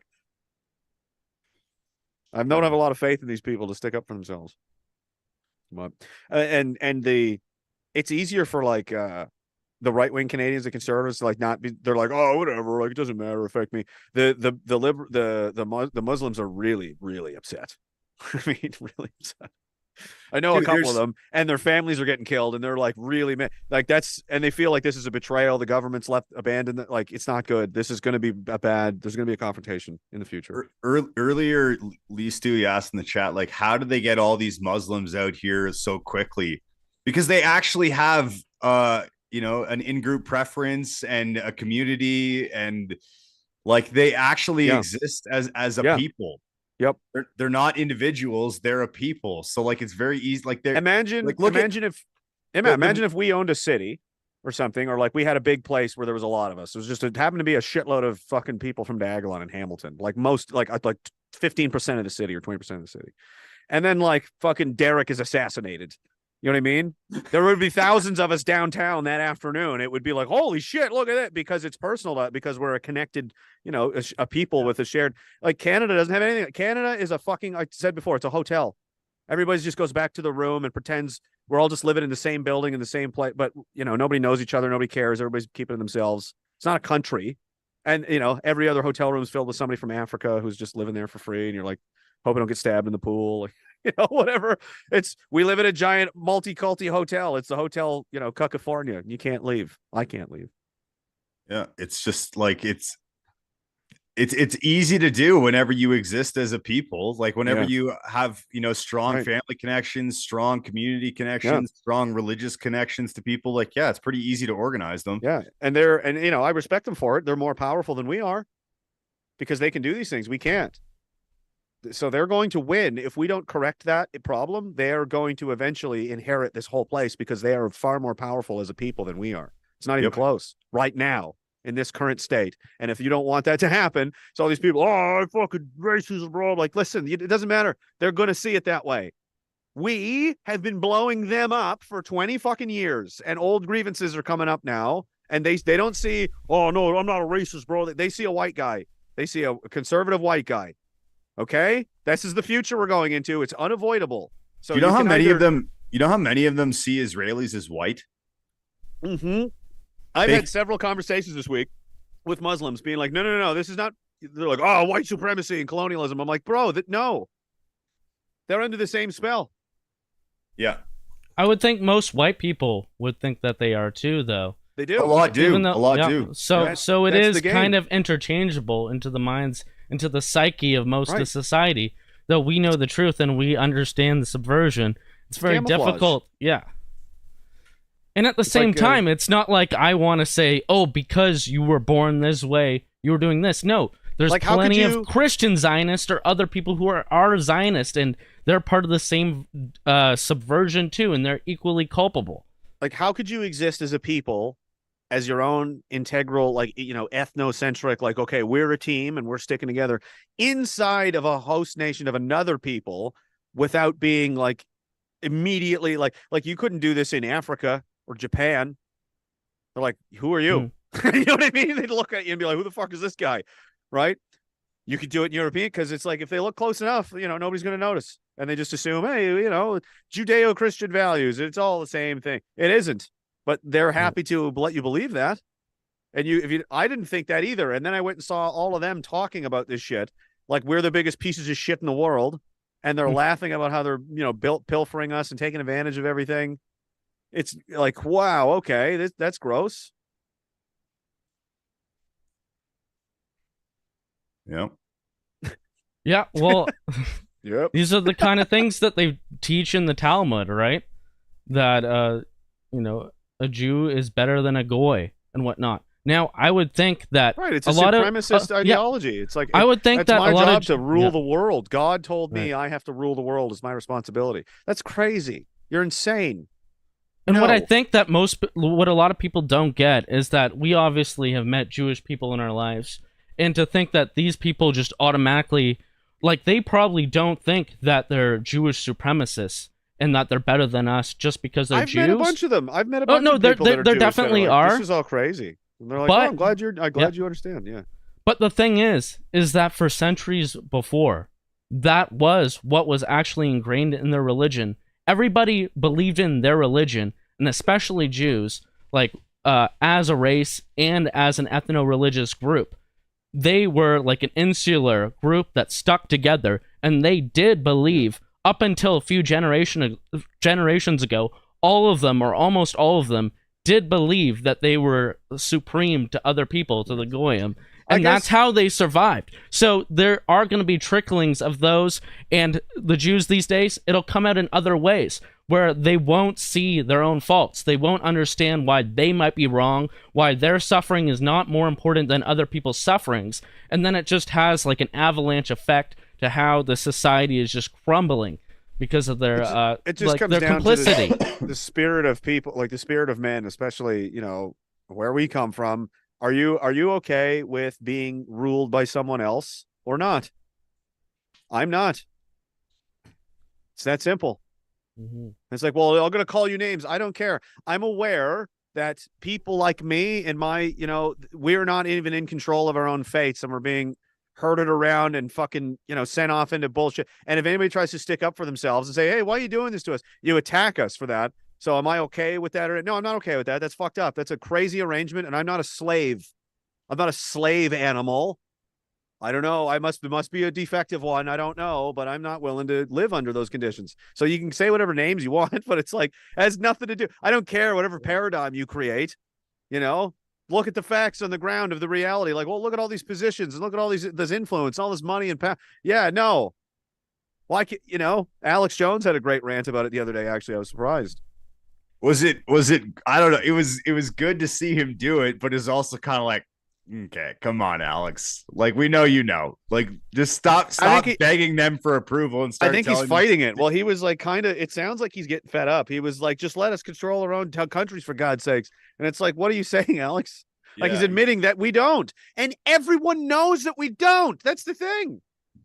It's like, do you think the people that live here, like regular folks like me and you and anybody, like, do you believe that story where we can just run for office and then one of us can go to Ottawa and we can take care? Do you believe that? Or do you believe that there's a controlled like cast of like, no, this is a special group of people and we decide who gets in here?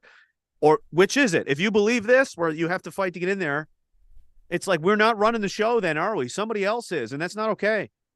Like, this is what was so interesting about the last, week and a half now, is that they went so mask off. And like, all you have to do to understand now who's really pulling the strings in our countries is look at how policy has changed like that. Yeah. Because of what happened in Israel. Look at how, I brought this, I think this is a good one. The Royal Navy. Police are out protecting them. Yeah, the Royal Navy gets sent to support Israel in their fight against what? Islamic extremists, as the Royal Navy is doing what off the coast of England? Shepherding these dinghies of Islamic extremists to luxury hotels in England. What is the Royal Navy doing, though? Just like 2 weeks ago, everybody was fucking Slava Ukraine till you die. Now it's, who cares? They've completely dropped the ball on that. Now it's this. Who's more important in the end? Yeah. Like, they just totally abandoned this. It was the most important thing in the world with the bankrupt Canada because we got to protect Ukraine because it's the end of the world because the Russians. Oh, the Jews are in trouble. Never mind. We're doing that now. What does that suggest? Look, all of a sudden, Germany is arresting, mass arresting these people to deport them. All of a sudden, France has the capability to crack down on legitimately peaceful protests. Are they deporting them? Yeah, that's the plan. Wow, holy shit! To where? I don't know. I have no idea. But yeah, the plan Turkey. They'll probably try to send them to Turkey, and Turkey's, I don't think going to be on our side. I don't think they're going to be helping. Like, they're part of NATO, but I don't think that's a. No, that's a marriage of convenience, not of passion. You know what I mean? Dude, what did I call Turkey a couple of weeks ago? I was talking with them. I was like, Turkey is in NATO the same way if you had a retarded younger brother, you would be forced to bring him along just because, he's there. He knows it too. Yeah. Like, Erdogan he's not dumb. No. But it's like, look, like France, the UK, now all of a sudden these people want to deport. Now all of a sudden, and in the same token, they want to deport, and then some of them are saying, bring them here. Look at Hamza Yusuf, right? The First Minister of Scotland. Yeah. The Muslim First Minister of Scotland, who now wants to bring all the Muslims to Scotland. Yeah, and it's like, can you blame them? Like, if it was the other way around, like if they were blowing up all the white people countries, and it just so happens the fucking minister of Syria is a white guy and his name's McDougal, and he's like, I think all the fucking refugees from the invasion of Scotland should come here. I'd be like, sweet, gets the fuck out of here. I'm going where the white guy said to go. You know what I mean? Yeah. And he's like, I'm trying to help my people. Like, I see them getting killed. I'm like, of course this would happen. It's like, did you expect him to be like, oh no, I'm like, you elected one of them. They didn't elect him. Oh, really? I thought he was a cabinet minister or something. He was appointed, or well, I guess it depends on what you mean by election, but he wasn't elected by the people. He was elected by his party. Oh, it's got one of those systems where you don't have to win a seat to. Well, it's the same way in Canada, right? Cabinet or whatever. If let's say don't you have to have a seat? Let's say Justin Trudeau resigned tomorrow. Well, they would nominate who they want to be the prime minister. It would probably be Freeland, but like, that's how it works here, right? It's how Kim Campbell became prime minister, right? In 1993. Yeah. No, I mean, to even be eligible for a position in the government, you have to be in a seat in the building. You have to. Well, he was. Right, okay, that's what I meant. Like, somebody wasn't voted elected him in prime minister, right? He wasn't in control of the party. But somebody looked at him and was like, yes, this guy should be in the government. Let's fucking elect him. Like, what? Like, what did you think would happen? And that's what I mean when people say, "Oh, your racial identity doesn't mean shit." Yes, it does, because this guy obviously, correctly, and anybody would, sympathizes with his own kind, sees them being harmed, and wants to help them. So he's going to bring them to Scotland because he's one of them. Like, it's not complicated. And it's like, no, that's not what it, no, it is that simple. Our grandfathers were right. This is how the world is. It is. So let's stop you know fucking what, pretending though? it isn't. I think the issue people take with it, and I completely understand this, and honestly, I find it fascinating. Again, I think I talked about this with Night Nation Review. It's fascinating to me that people can see this, right? So Hamza Yusuf, whenever he says this, the average conservative, dumb idiot normie can look at that and be like, well, he wants to bring them because he's Muslim. Like, clearly that's clearly playing a factor in this. Like, he views them as his religious kin, right? Yeah. It's obvious to them. For some reason, they can look at a pictograph of 20 different heads of U.S. departments and agencies with Israeli flags beside them and not go, oh, well, clearly that's having an impact on their decisions. No, that's because they're afraid. It's fucking ridiculous. It's fear. It's cowardice. That's what it is. Because there's an emotional reaction when you're confronted with this for the first time, or at least it was for me.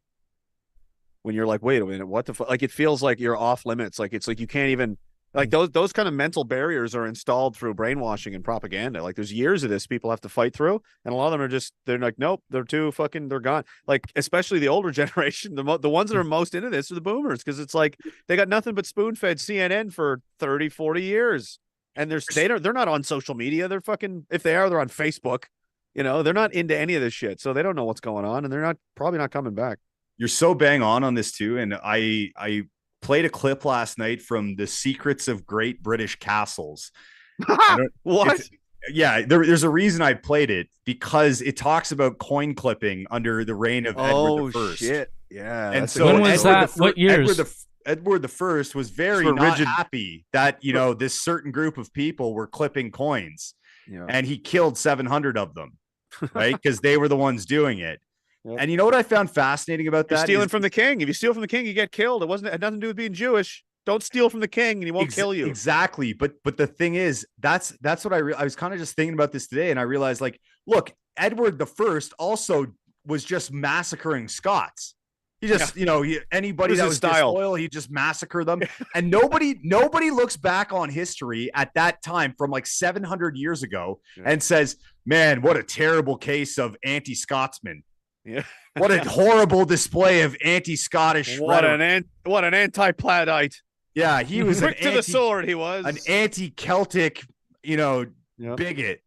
But they look back on that issue with the Jews, and they're like, well, what a haggis hater that guy is. And then the flip side of it too, which is interesting, is like, if I was to take the side of Edward I against the Scots and be like, well, they kind of deserved it. They were disloyal to the king. They were trying to rebel. Like, he put down the rebellion. They got what they deserved. You have to imagine that's what happened.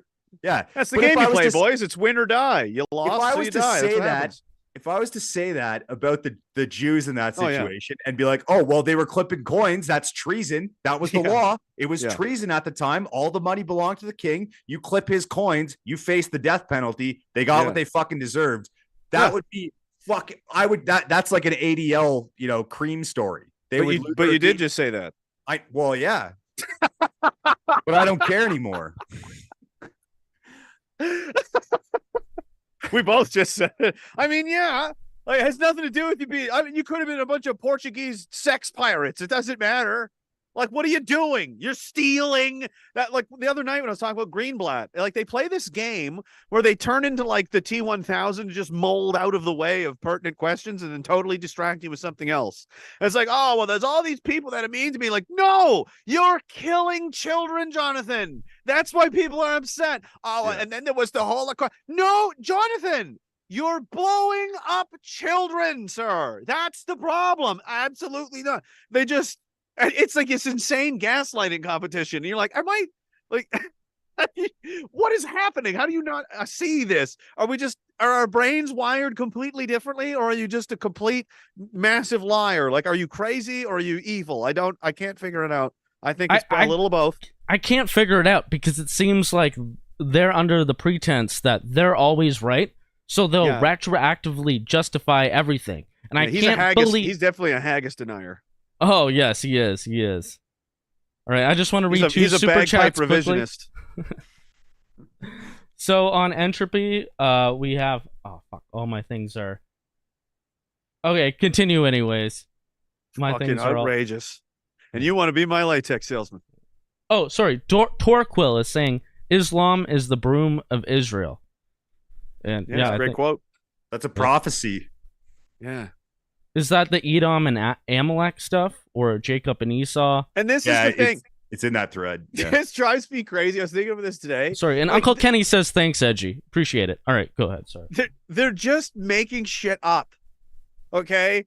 They're like, oh, it's prophecy. So this is what. So let me get this. Let me fucking understand this. You think there's these prophecies that if these happen because God, said so, then if A happens and B happens and C happens, then your Messiah comes back or something. Yep, that's how it is. So if you think you just arrange these and like force things to happen, like it just because, like, are you trying to trick your own creator? Is that you're like, I got you on a technicality? Like, what are you doing? This whole thing is crazy. You're just a bunch of crazy cult people. What are you the ginger? Are you? It's a sign and a prophecy. Those would be acts of God that just happened that no one has any control. It's like, if this certain event happens and you're like, oh, okay, well, I'll just go blow up this fucking bridge and then say that's what it says in the book and everyone will think that's the prophecy coming true. Then if I go do this, then if I go do, it's not an instruction manual. you're just a terrorist. You're just a crazy person running around LARPing as someone who thinks they're bringing God to the earth. You're fucking completely deranged and out of your mind. You need to be in jail. I'm sorry, but you're very sick. Are you saying that you're a ginger cow denier? I'm a ginger cow something. I like to be milked. You're denying that the red heifer is going to bring about the Mashiach? Like, this is one of the things. They went and so they're like, okay, we need, how many red cows does it say? All right, bring those. And where are they supposed to die? Over here? Okay, kill them now. There, prophecy fulfilled. It's like, no, bro. Apparently they paid like hundreds of thousands of dollars to get all these cows shipped off from all over the world to Israel, and they have them all in one place. Has to be at least 2,000. How many cows was it? Like, I think there's like 5 cows, but they need one red heifer. And it needs to have like the perfect amount of discolored hairs in it. But anyways, it's ridiculous. They found these perfect specimens, and what they're supposed to do apparently is cremate them and then somehow put them on the Temple Mount, and that's when they're allowed to build their new temple and the Mashiach can come. I don't know what the exact order of all that is, but it seems like this 40 dead babies thing might be part of some prophecy, because you know how the Kabbalists, they like to use all their numerology and whatnot. 40 days and 40 nights comes up in the Bible over and over again. But, like, I know it sounds like Chinese to us and absolutely ridiculous. I don't believe there's any, like, metaphysical significance about it, besides the fact that they believe it, and there are, like, messianic religious leaders in power in Israel who have power over the military there, and they will encroach on these Temple Mount territories where like people are supposed to be peaceful, but they'll encroach, and then that's where they want to build it, and they will create the war, the circumstances ready so that they can have full control over Israel. And this is why you can't give crazy people weapons, because that's all this is. Like, all that's going to happen is cows are going to die. All right, there's no magic spell. Nothing's going to be unlocked. Nothing's going to happen. There's going to be 3 dead cows, and you're standing around there like an asshole with your fucking cult robes on, reading from a book, and like you're retarded. Like, this is so stupid. The whole thing is so fucking dumb and retarded. Like, this is what we need, like a campaign here. No more Jewish fairy tales. We're done. Like, we don't care. I don't care about any of it. Like, and they're just like that's the thing. Like, I don't mind, like, have your religion do your thing, all right, but when you start to try and push world global policy and what decisions should be made about who lives and dies because of an old book that everybody's fighting over, no, bro, you sit the fuck down. We're not doing that. You're crazy. All right, leave it at home. It's not official state policy to invade countries and blow people up because your special book Sky Daddy. Imagine if we were running around trying to create the conditions for Ragnarok. Exactly. And That's like, yeah, lunacy. we're I said the other night, if the Scientologists are like, okay, we need to buy this mountain because that's where Lord Zeno is, and we have to sacrifice people by throwing in. Or the Mormons have a guy. Doesn't he have a whole bunch of crazy shit he's supposed to do? Like, guys, it's just another one of these things. This is what people do. This is one of the things that they've done. It's just a cult of lunatics. Like, it's not, and like, oh, God said, if this is the people of God, if that's the people of God, I don't want anything to do with it. They're crazy, murdering maniacs. Yeah. They lie, cheat, steal. They're committing genocide. I don't want anything to do with this cult. This is crazy. This Owen Benjamin schizo post is so good. I think we may have a new candidate for the red heifer. So maybe if we cremate Oliver Anthony, he says, remember when I pointed out the cow on the ginger shirt? Seems like a symbol to me. What if he's the flawless red heifer the Jews have been waiting for to build their third temple? The red heifer has been identified, and he hates fudge rounds and working. I don't know. This is about as sound as a theory as the rest of the messianic prophecies. Yeah. He's funny. I was just looking on Twitter too. One of my favorite things about what's gone on the past week is Jake Shields. He just can't stop noticing now. Just, he's gone. He just can't stop noticing. It's hilarious. And that's going to happen and over and over. It's too late. It's out of the bag. This is going to be a wild decade. I can't wait to see what happens. It's going to be nuts. It's going to be like the 1940s. There's probably going to be huge wars. Like the entire 10 years from now, the entire global order is probably going to look completely different. That's not a long time. Like that's, I'll be 47. We're living under the United Chinese Empire of North America or some shit. Who the fuck knows? Read a history book, dude. That's why this shit's so amazing and interesting and fun to watch. Like anybody that I've just rediscovered this again. I mentioned that Asher Logos channel. Like that shit is amazing to me. Like the crazy stuff that's gone on and the massive titanic shifts in human conditions and power and who's in charge. Like the rise and collapse of empires. Like this is the rule. This is not the exception. This happens all the time. The subverted history of our past. Yeah, everything's the same. This is the same kind of shit happens all the time. So it's like, oh, we're doing the end of the empire again. Well, there was no internet back then to document and like put out on social media the end of an empire. All the same signs are there. All the same signs of decay and downward trajectory. And you've got an up and coming. What's that trap? It had something to do with Greece and Athens. Ferry, what's it called? Like the Thucydides trap or something. Thucydides. Where it's like I've heard of that before. You have one dominant power and then you have an up and coming power that's like confrontation's inevitable and you're going to end up fighting. There's no way around it. It's like nature. Like it has to happen or something like that. I'm not sure what you're talking about, but it's a Greek, like Thucydides.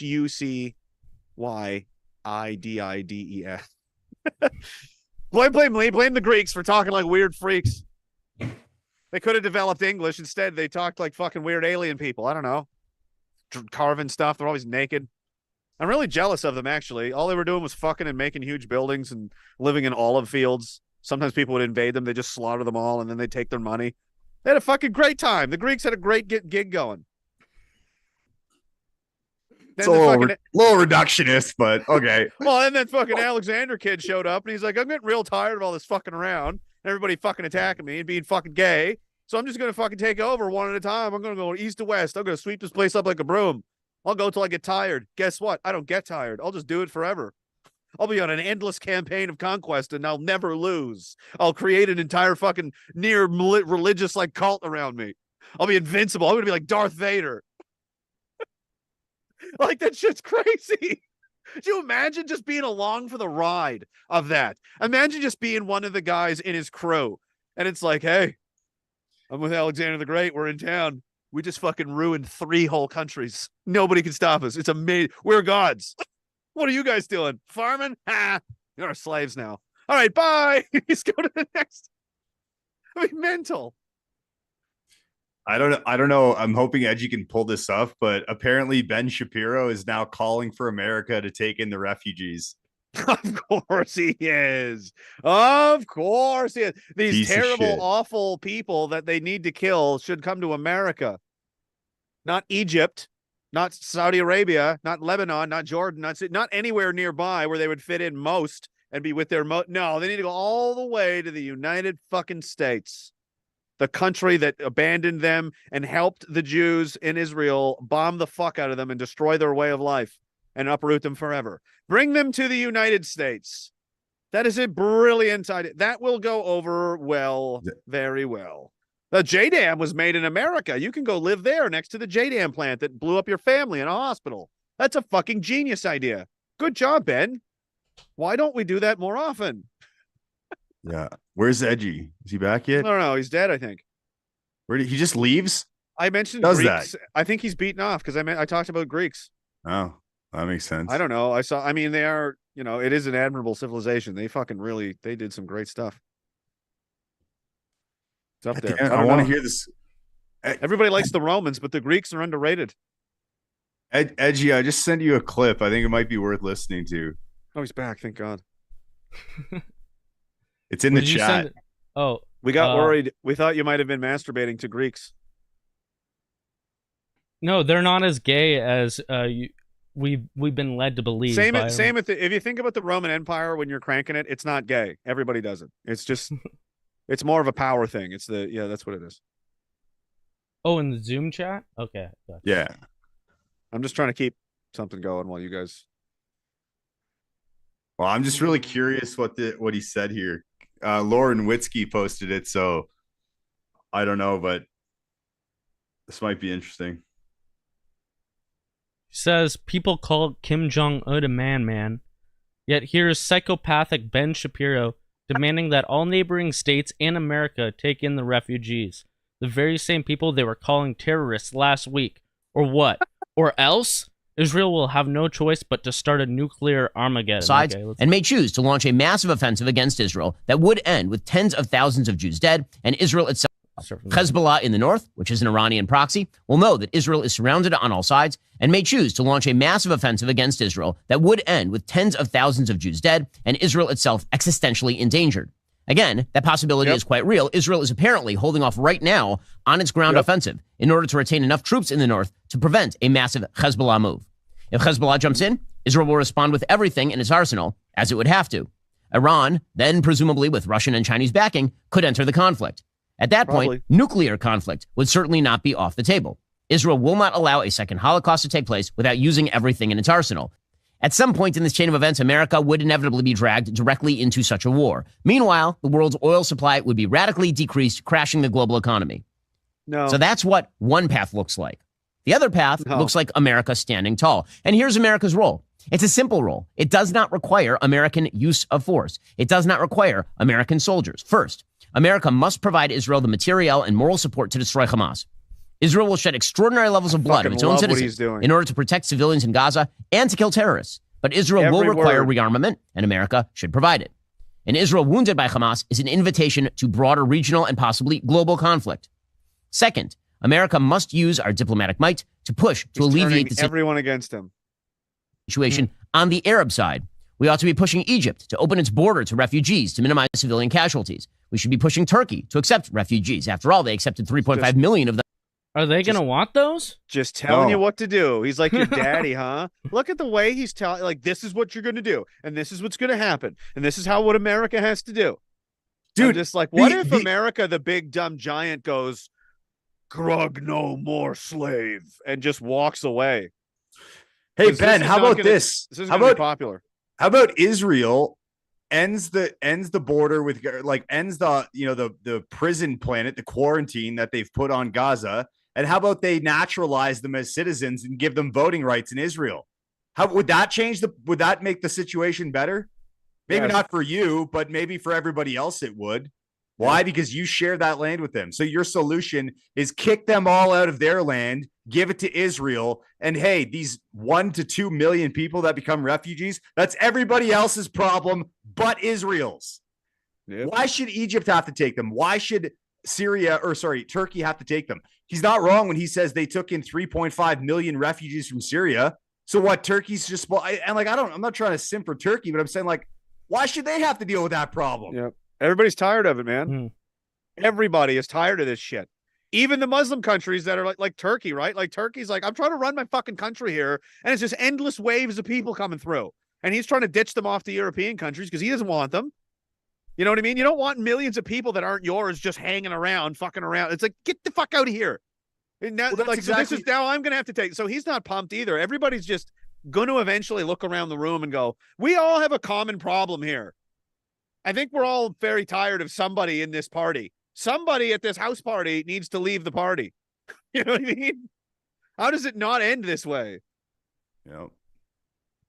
Well, that's exactly it too. It's like, who do you think makes up? I mean, a lot of them are Africans, but you know, all the Arab migrants that you're seeing on these dinghies from Tunisia and Libya, the ones crossing through the Balkans from Turkey, where do you think they're from, guys?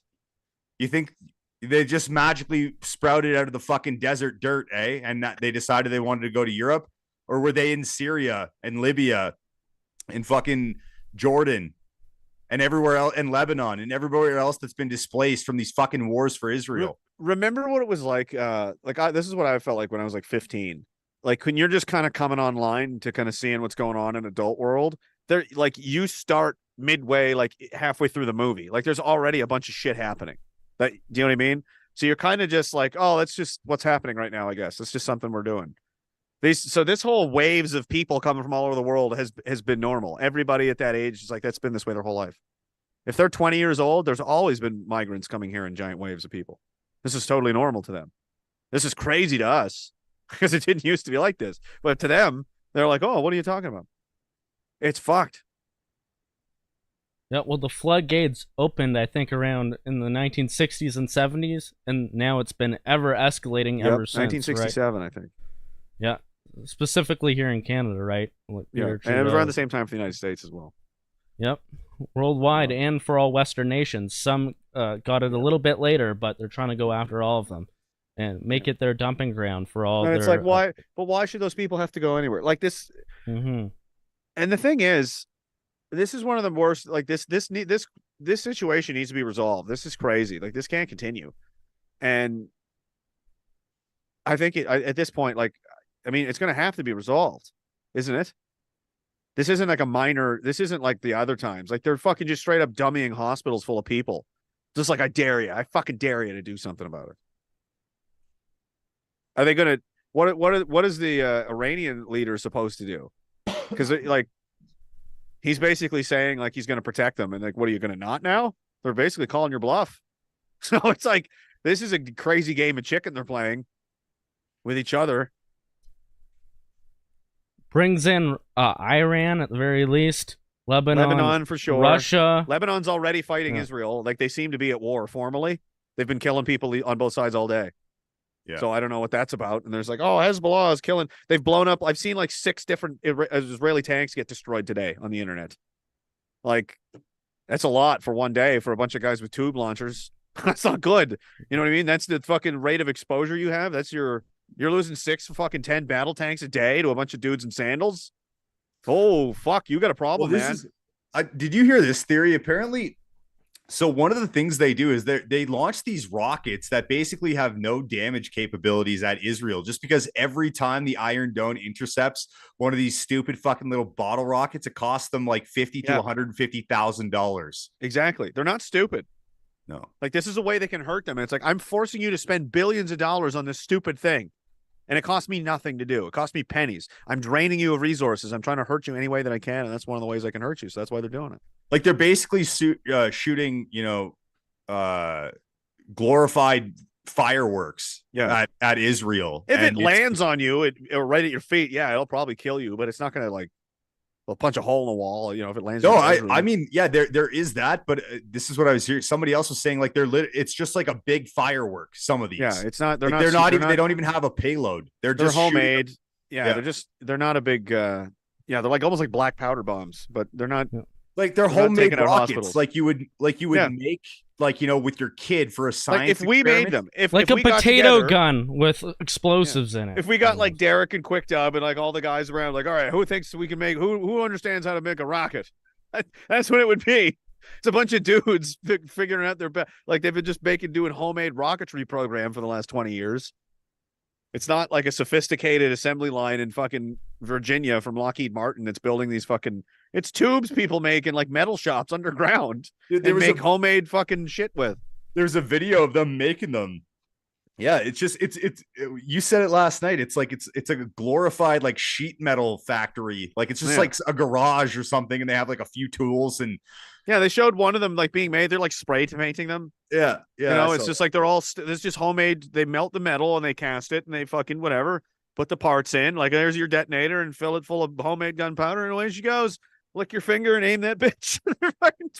I'm like, really? Yeah, that's what you're dealing with. It's a lot of, but you know, maybe they're getting some smuggled weapons in from Ukraine, and who knows? But yeah, apparently they got smuggled weapons from Ukraine, but there had to be an intermediary country, of course, to do that. But I've seen an intelligence report that wouldn't say what the intermediary country was, so I don't know what's going on there. Like probably Iran. Right. And how would they get them there, right? They would have guys in Ukraine that would pick it up for them. Take it down like a rat line, a trade line, kind of to get, you know, smugglers. Like they have all this. They have this ability. They're a powerful country. They've got connections and they've got people and spies like everybody else. You know, there's probably a lot of guys. And like, if I was a real greaseball, you could, and you had the money, you could be in Ukraine right now, just making deals. Like right off the truck, guns, whatever you want. What do you need? What do you look for, buddy? And if you've got the way to take it somewhere, like Lord of War, this is the fucking Super Bowl for them. That's a real thing. Like that's just real. Those guys exist. And that's like, how are these African countries getting all these guns and vehicles? This is how, you know, when there's big wars, there's big sales, and you know, not everything makes it. Especially in a place like Ukraine that's corrupt as fuck. There's like entire truckloads of shit just doesn't show up.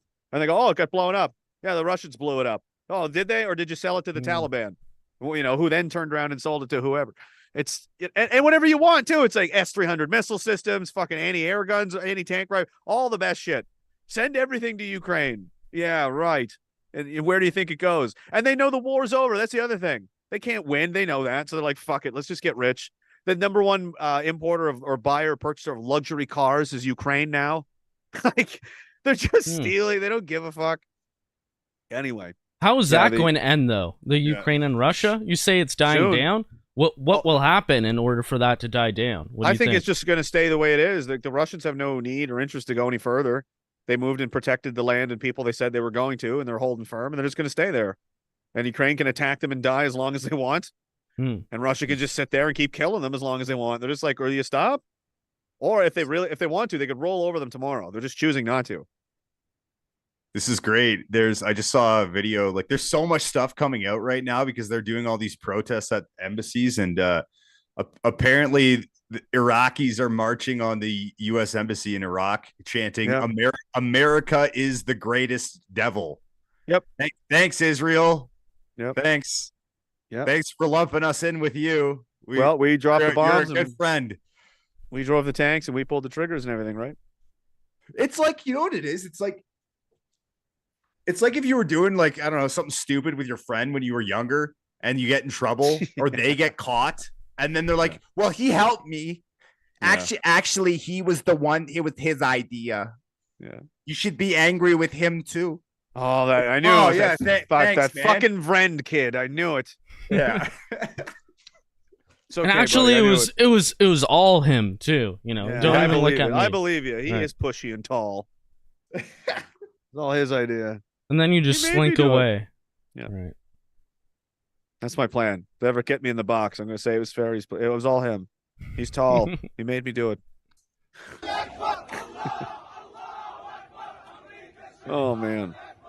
There you go. And yeah, that's nice. The other thing with the Russians, too, is that the position that they're in, they don't have to spend it's not costing them that much to just do what they're doing, but it's costing us a lot of money and manpower and money and weapons that we have to replace and pay for. So they're just like, why would we stay? Like, they can't even take over Ukraine. Why would they? It's like if it was boxing, it's like they're just covering up and letting you punch yourself out. You can't hurt me.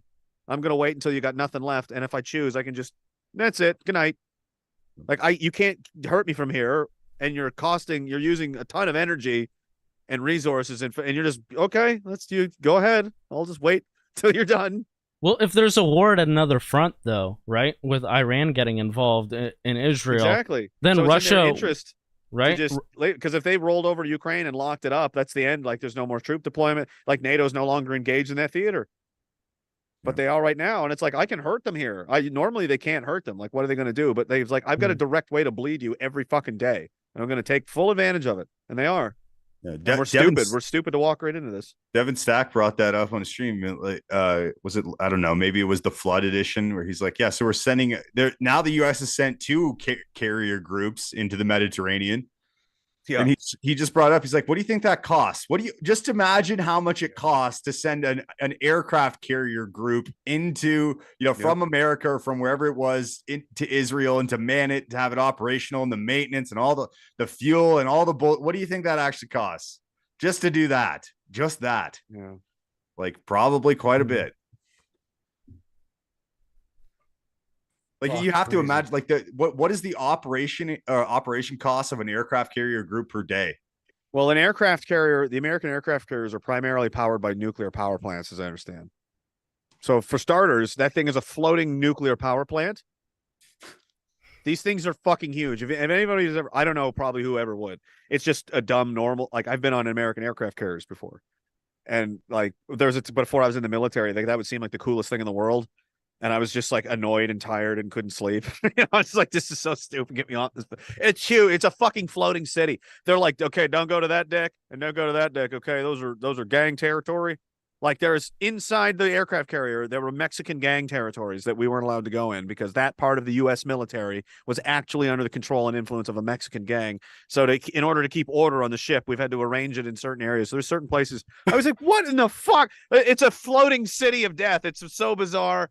It's crazy. And there's girls there in the U.S. There's people fucking in the shower. Like it's like it's like being in one of those science fiction movies where everybody's locked underground in a bunker, except you're at sea. It's fucking, it's very strange. But anyway, these things are fucking huge. They've got hangars inside of them with massive like jets, like dozens of them. It's like inside I can just puke like 40 F-18s and just level your fucking city. And there's huge storerooms of endless bombs and what do you want? There's probably nuclear fucking weapons in there, dude.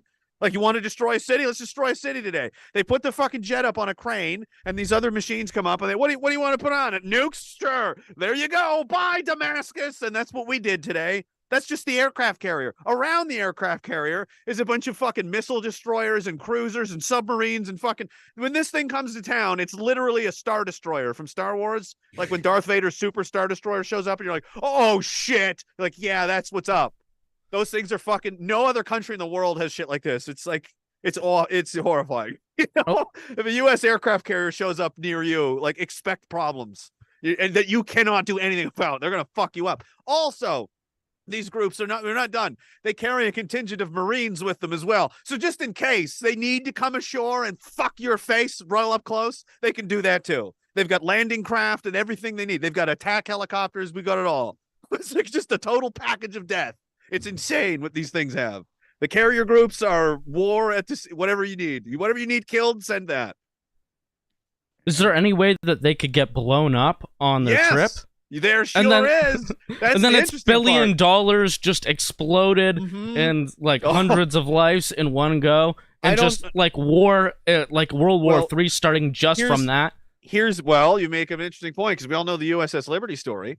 And I don't think, somebody have to look it up. I can't think off the top of my head. So I want to tend to think it's never happened. I don't think a U.S. aircraft carrier has ever been destroyed in the history of the U.S. Navy. I don't think so.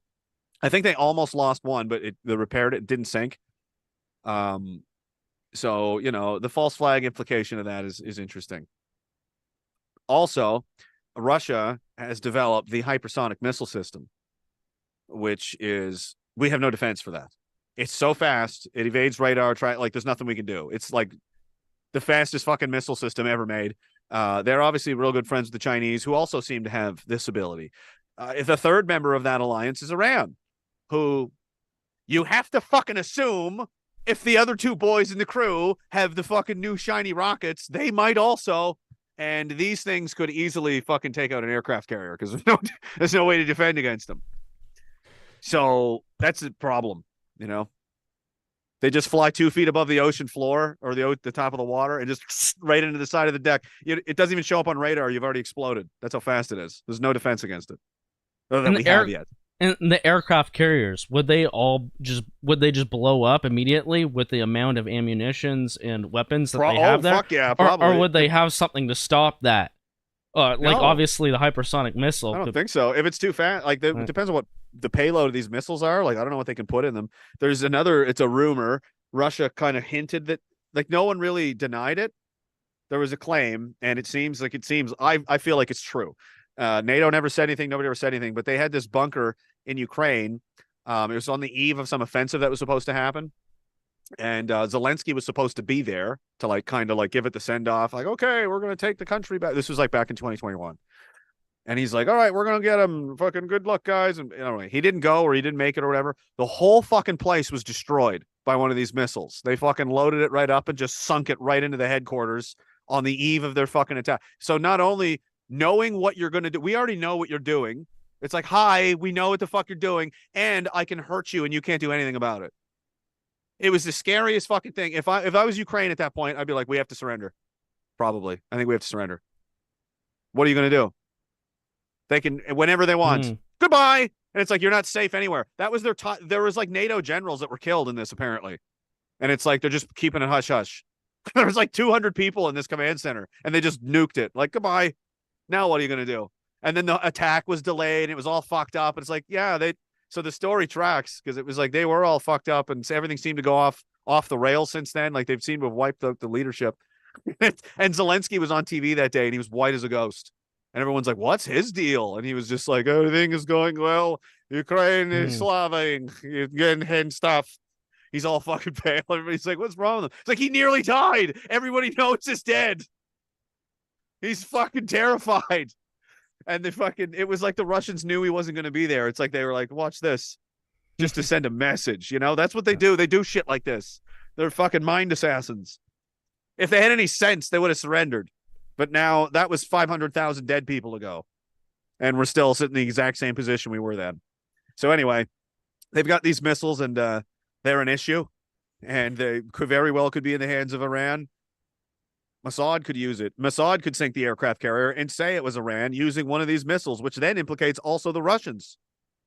But boom, there you go. They're in the war regardless. America's going to come save you and bail you out. I wouldn't put it past them. It would be so hard for anyone to decipher what's going on beyond that point with all the false flags and AI and everything. Yep. Like also Biden is there.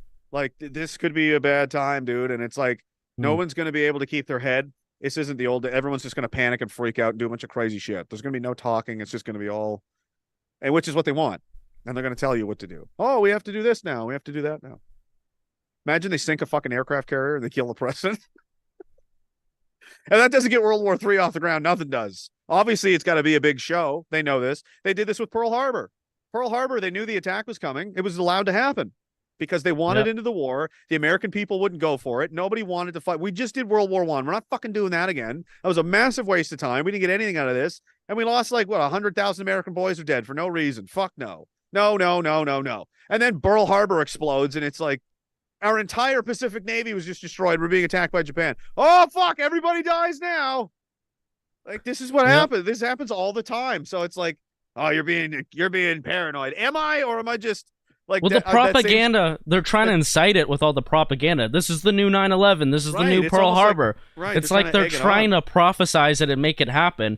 And I feel like they want it to kick off at any moment. Now, is Israel going to come on top if they make this happen? Because it seems like a lot of most the Western nations for the most part are like dogs for Israel. Will, like America especially, will do whatever it wants for the military industrial complex. But the rest of the world is catching on to this. It's crazy that people don't like. I had the one stream the other night or last week or something. Some woman was like, "Who cares? Talk about the National Citizens Inquiry." I'm like, do you understand this is worse than the Cuban Missile Crisis? Like, this could be it. Yeah. This could be the big war that fucking ruins the world, man. No, talk about that Chinese girl who said that Ottawa citizens were getting too honked out or something. Oh yeah, that's the honking. Really yeah. No, I think there's more important things at this point. Yeah, it's crazy.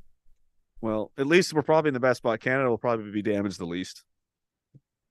Probably no. I don't imagine much would happen to North America. other than being poor and hungry and cold and everybody killing each other. But I made this joke yesterday on Twitter. Is like, I guess the one good thing about Canada basically not having a military anymore is that we don't have one to go die for Israel. yeah, I mean, if you're not going to have a military, that's I guess a bonus of it. I guess. yeah. We could send the tranny generals or whoever they have left. Europe will probably be really fucked up. I wouldn't be surprised. Probably be a lot of that's probably gonna be the worst part of it. And the Middle East. Yeah, that's where most of the fighting is gonna be. There'll probably be probably like 20 million people killed or something. Oh man, I can't believe it's actually gonna happen. Like, it's really very close to happening. It's really unbelievable. I can't believe we've come this far. I couldn't believe we went this far into Ukraine playing with this, and now we're gonna open a second front. Really? Just so now there's two. So there was the one sword of Damocles, like ready to pull you into World War III, and now there's a second one. Like, oh, good. Now the odds have doubled. Excellent. Good. Why not a third? Hey, China, where's Taiwan? Where are you at with that? You know Didn't Janet Yellen, the Secretary of Treasury of the United States, say that we can definitely, or the United States can definitely afford more wars? Yeah. Right. Of course she did. She has to say that. Yeah, she has to say that. Like, what are they going to say? Oh, no, we're broke. We could never fight. They're gonna always act up. They're fucking dead broke. They can't afford. Actually, shit. Matthew Horwood had a really good response to that. He's like, yeah, I'm sure the American government can print more money to pay for another war, but what the real spirit behind that question is, can the American people, the average tax paying working class person, can they afford the ramifications of paying for another war? Right. Like that's what they mean when they say, yeah, of course the US can just debt finance a whole bunch of, new wars. They could do that. But can they survive it is the question. I could get a lion tattooed on my face. I could do that. Yeah. Should I do that? Well, that's a pretty big no. Exactly. Although this shit going on, like, these protests are still going, I think. Yeah, it's not going to stop. It's really it's too much, man. Like, I talked to some of these guys, and they're like I said, I know a couple of people. One of them has family there. Like, it's really it's nasty. Like, they're really upset. It's really fucking, like, it's soul altering. It's going to be a problem. This is going to be a very divisive issue. This is going to be way worse than COVID, I think, before this is all over. It seems like they're still there outside the Israeli. It's 12:30 in at night. And they're still outside the Israeli embassy. Like, this is not going to end well. I saw videos of like thousands and thousands and thousands of people in Jordan, I think, trying to get to Beirut. Where's Beirut? Which one's that? Is that Lebanon? Yeah, that's Lebanon. Yeah, they're trying to get to the embassies and they're trying to stop them. And they're just like, nope, they're going right in. Turkey, too. They're burning the American or the Israeli embassy in Turkey, or both. Both. Probably other, like, it's the American embassy was set on fire in Jordan. Basically, it's like everybody just showed up for roll call, and if Iran says it's time, we're going for it, they're going for it because they're pretty fucking fired up, and this is what they like. This is their culture. This is what they live for. Like, they're very religious. Like, the people that are into this, right? Like, this, they believe they're in like the they're battling the great Satan. It's an honor to fucking do this. I just think it's interesting that. Really close. It could happen any day, any minute. Oh,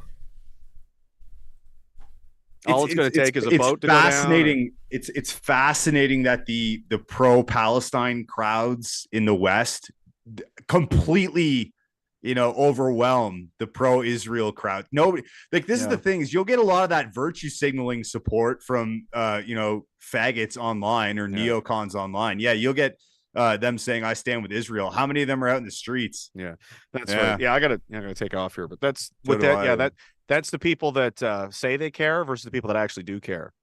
Because the people that are, they're like, no, this is a really horrible, awful thing. I really do believe. The people that are like, no, let's just kill it. They're not going out into the streets. They're not going to go and get anybody's face. They're not going to put themselves out there. They're just virtue signaling, like you said. It's hollow. There's nothing there. The real support isn't with them. So.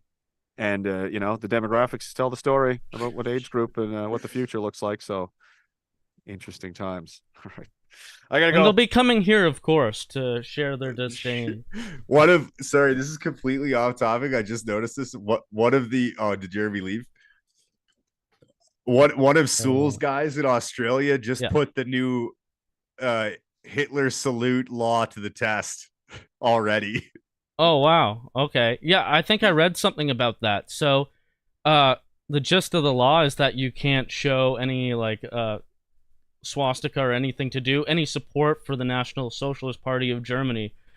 Yeah, you can't. Unless you're doing it to be against it and be a leftist, right? You can do it satirically. Okay. So, satirically how, though? Yeah, I was doing it satirically. What does that mean, right? Like, I don't really understand what this is. So now they have to decipher your intentions, and if they want to charge you, maybe they'll look through your whole past to try and, like, say that you're this kind of person or not. Like, what are they even going to do from there? I have no. I mean, the punishment is up to a $23,000 fine and up to a year in jail, or up to a year in jail. Which is fucking crazy. Right? Anyways. Well, it seems similar to, I think there's something like that already in Canada. Like, you can't display a Nazi flag. It's somehow some kind of hate speech. I don't know if there's an actual law for it, or if it falls, like, they'll easily allow it to fall under one of the other hate speech provisions. Yeah. Anyways, there's going to be more and more of these creeping up. Like, obviously, our Holocaust denial bill crept in through the budget. Like, no one voted for it. It just came through, and then, automatically it's got royal assent. So now it's into effect. So it's just the way it goes. Yeah. What else you got, man? I got to head out here soon. So. Okay, yeah, I got one more thing before we go. Of course, there's, you've probably seen this, the Zionist starter soy pack. Yeah. You've seen this meme online, right? Yeah. Human shields in stressful homeland, they're all just swaying out over it. Oh, right. Well, personal story, I guess, on the way that I started off with this, I would see things like Ben Shapiro and, these clips online of students at some kind of university or college speaking thing. And then you'd have usually some, like, obviously some Zionist, right-wing, conservative kind of person talking to some student, and it would be some left-wing, like, in one particular case here, I'm not going to really play the video with all the, like, the audio and stuff, but I remember seeing this, and this video has, like, 5 million views, and it's, like, 13 years old at this point, but he's talking to this girl, and basically, he just catches them in traps saying, do you support Hamas or not? Do you support Hezbollah or not?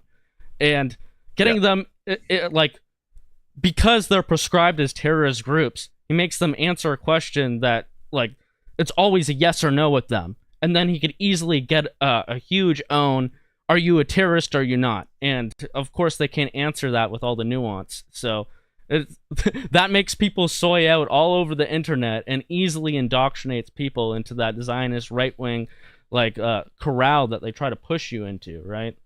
Yeah. I mean, this is what they try to do, is they try to paint you into a position where you have to take a moral position, when in reality, like, this is what people keep trying to do to me, right? It's like, well, I guess you believe that. Oh, you don't believe that you think Israel bombed that hospital? What are you? You believe the terrorists? No, I believe the evidence that I saw with my own fucking eyes in multiple videos. Like, what do you mean? Mm-hmm. Like, I don't know. Maybe it could have been Hamas, but I also know that regardless, Israel has threatened to bomb hospitals the entire last week. You can go back and you can find multiple articles from the last week of Israel warns Gazans to abandon hospitals, right? Yep. Like this, that they did already bomb hospitals this week. And now that there's a really bad one, all of a sudden it's impossible that Israel could have done it. They don't do so that. True. Yeah. I think the tactic is that they put these narratives into a vacuum and then they isolate it to, like, are you a terrorist supporter or not? And then anything beyond that, if they could control that conversation, and then they prop that out to all their followers in the media, then it easily becomes something like that. And in this one, I remember she basically just admits that, like, yes, I will support Hezbollah or Hamas. And it was like, thank you. And then it was like, ooh, he got her. But then you see that this happens time and time again. And in this one here, I'm not going to play the whole thing. But they try to pull the same thing. Like, this guy, student defends Iran, Hezbollah, and Hamas. Little hesitancy is Iran and Saudi Arabia both enemies of the West. And all they do is really just talk over him the whole time. So Iran funding Hamas and Hezbollah is what? Would you say that? Good? I think that Iran is the number one terrorist funder in the world. I think the Palestinian people and the Lebanese people have the right to defend themselves from Israel. Hamas is not defending themselves. Yes, They're a terrorist organization targeting Jews, launching rockets into this nation-state of Israel every single day. Sorry. Hamas is not Palestinian. Hamas and Hezbollah are terrorist organizations that are committed to the complete and total destruction of the rightful nation-state of Israel. That's completely untrue. Hamas has repeatedly expressed acceptance of the two-state solution on the Okay, well, the terrorism that Hamas and Hezbollah are responsible for pales in comparison with the terrorism that Israel and the United States carry out on a regular basis. Can I ask a question? And furthermore, you say you're against wealth redistribution. So what do you think about billions of dollars of American taxpayers' money going to Israel every year? They buy U.S. weapons. There's not direct aid. Let me ask you a question. What happened? That right there, they buy U.S. weapons? You mean you give them weapons in that form of money, in that amount of money? Yeah. Like an obvious sleight of hand. But basically, it just becomes like a gangbang from everybody on the stage onto this guy. And they pull the mic away at certain times.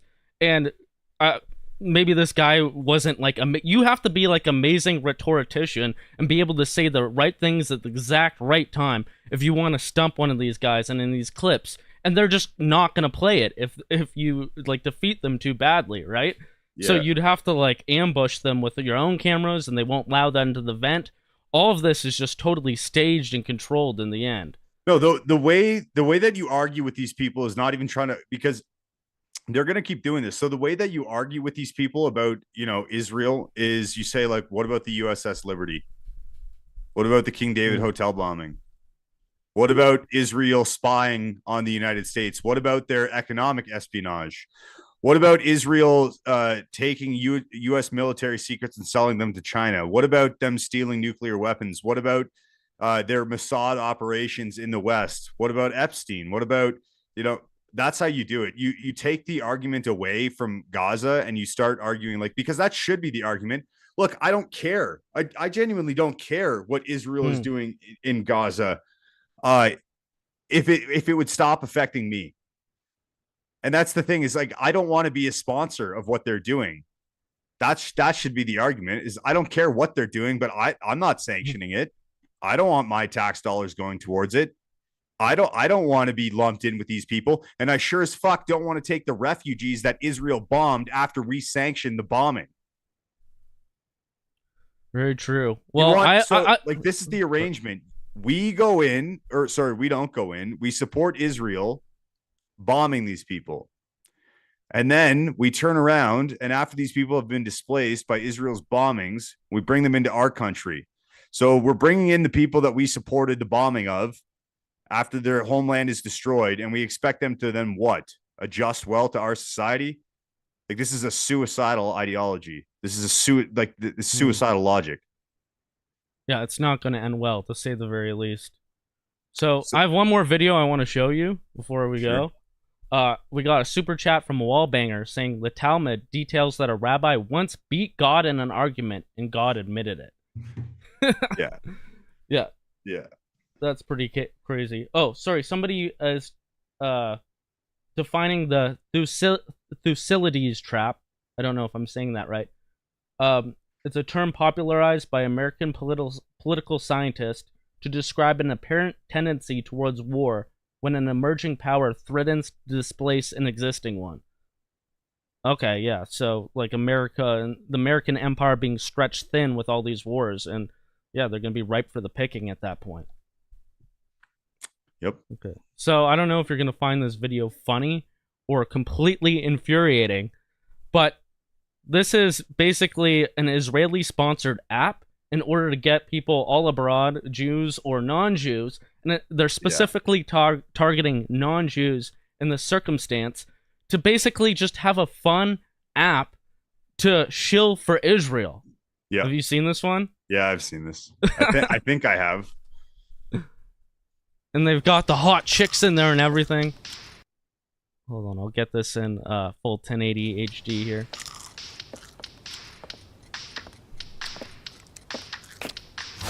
You're a smart guy. What the hell? She said, you're a smart guy.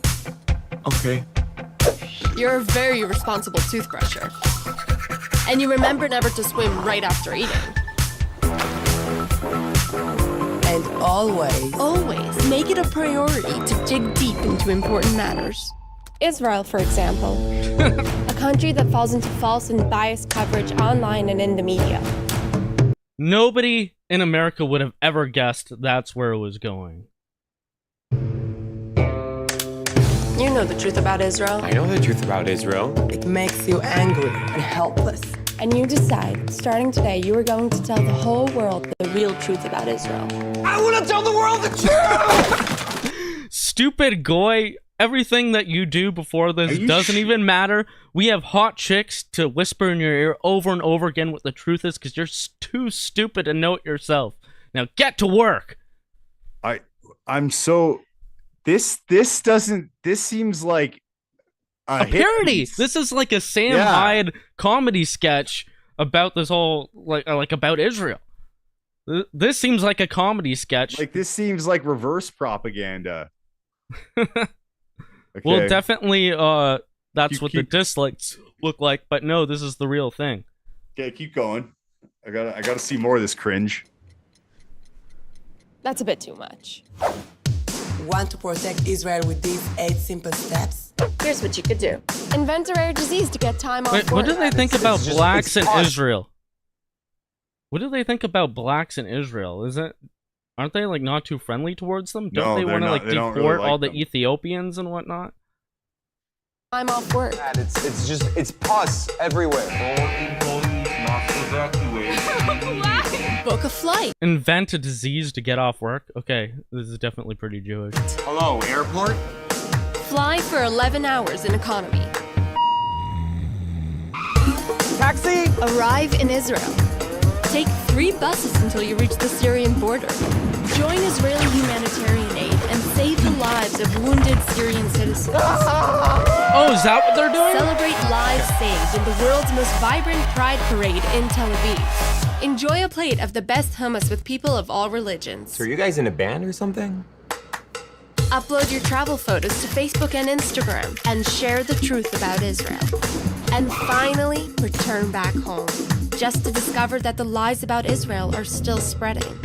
Your job is no longer relevant. And even that your good intentions have been used against you.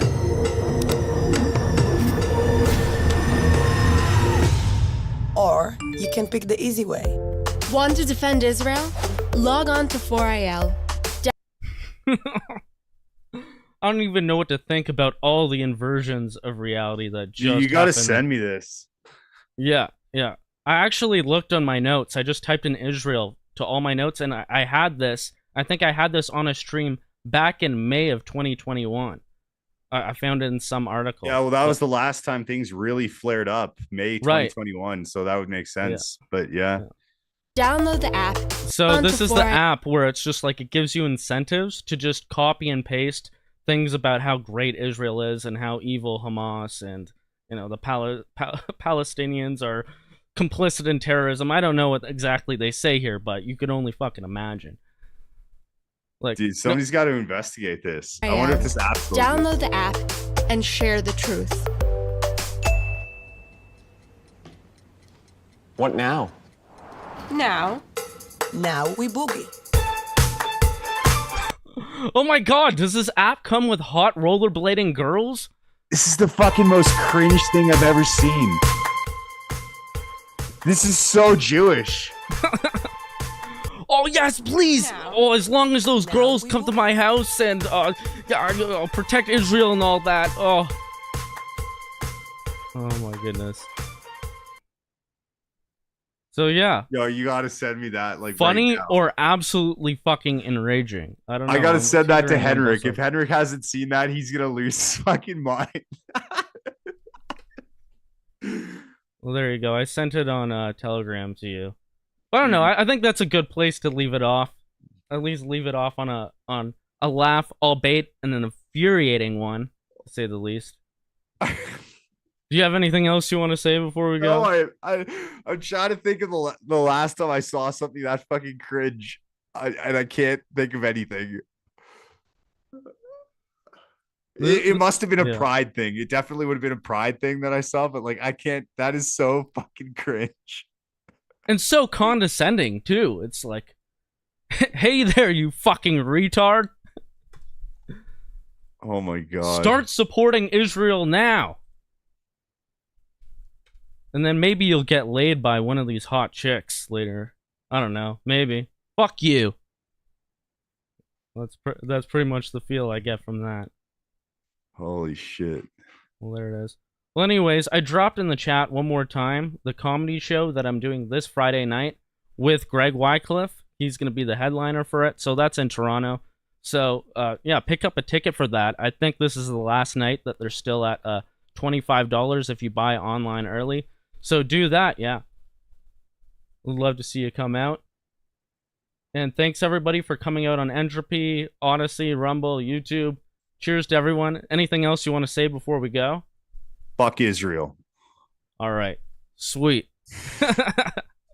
I'll play us out on a song here. Later, man.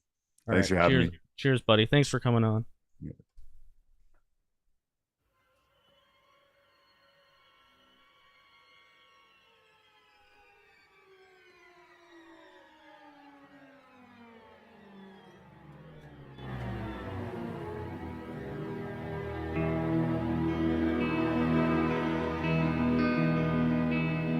And now the end is near, and so I face the final curtain.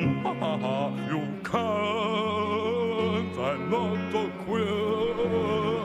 I'll state my case, of which I'm certain.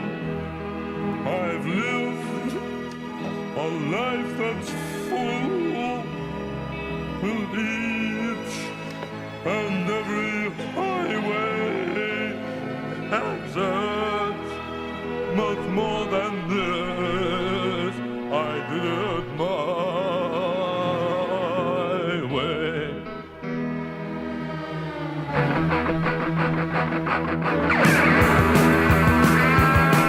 Regrets, I've had a few, but then again, to give to mention, I did what I had to do. I saw it through with nothing new, yeah. I planned into a car, it kept up along the earthwork, and much more than this. I didn't know why. There were times, I'm sure you knew, when there was fuck else to do, but through it all, when there was that, I shut it down, I kicked it out, I faced the wall, and the wall ended it.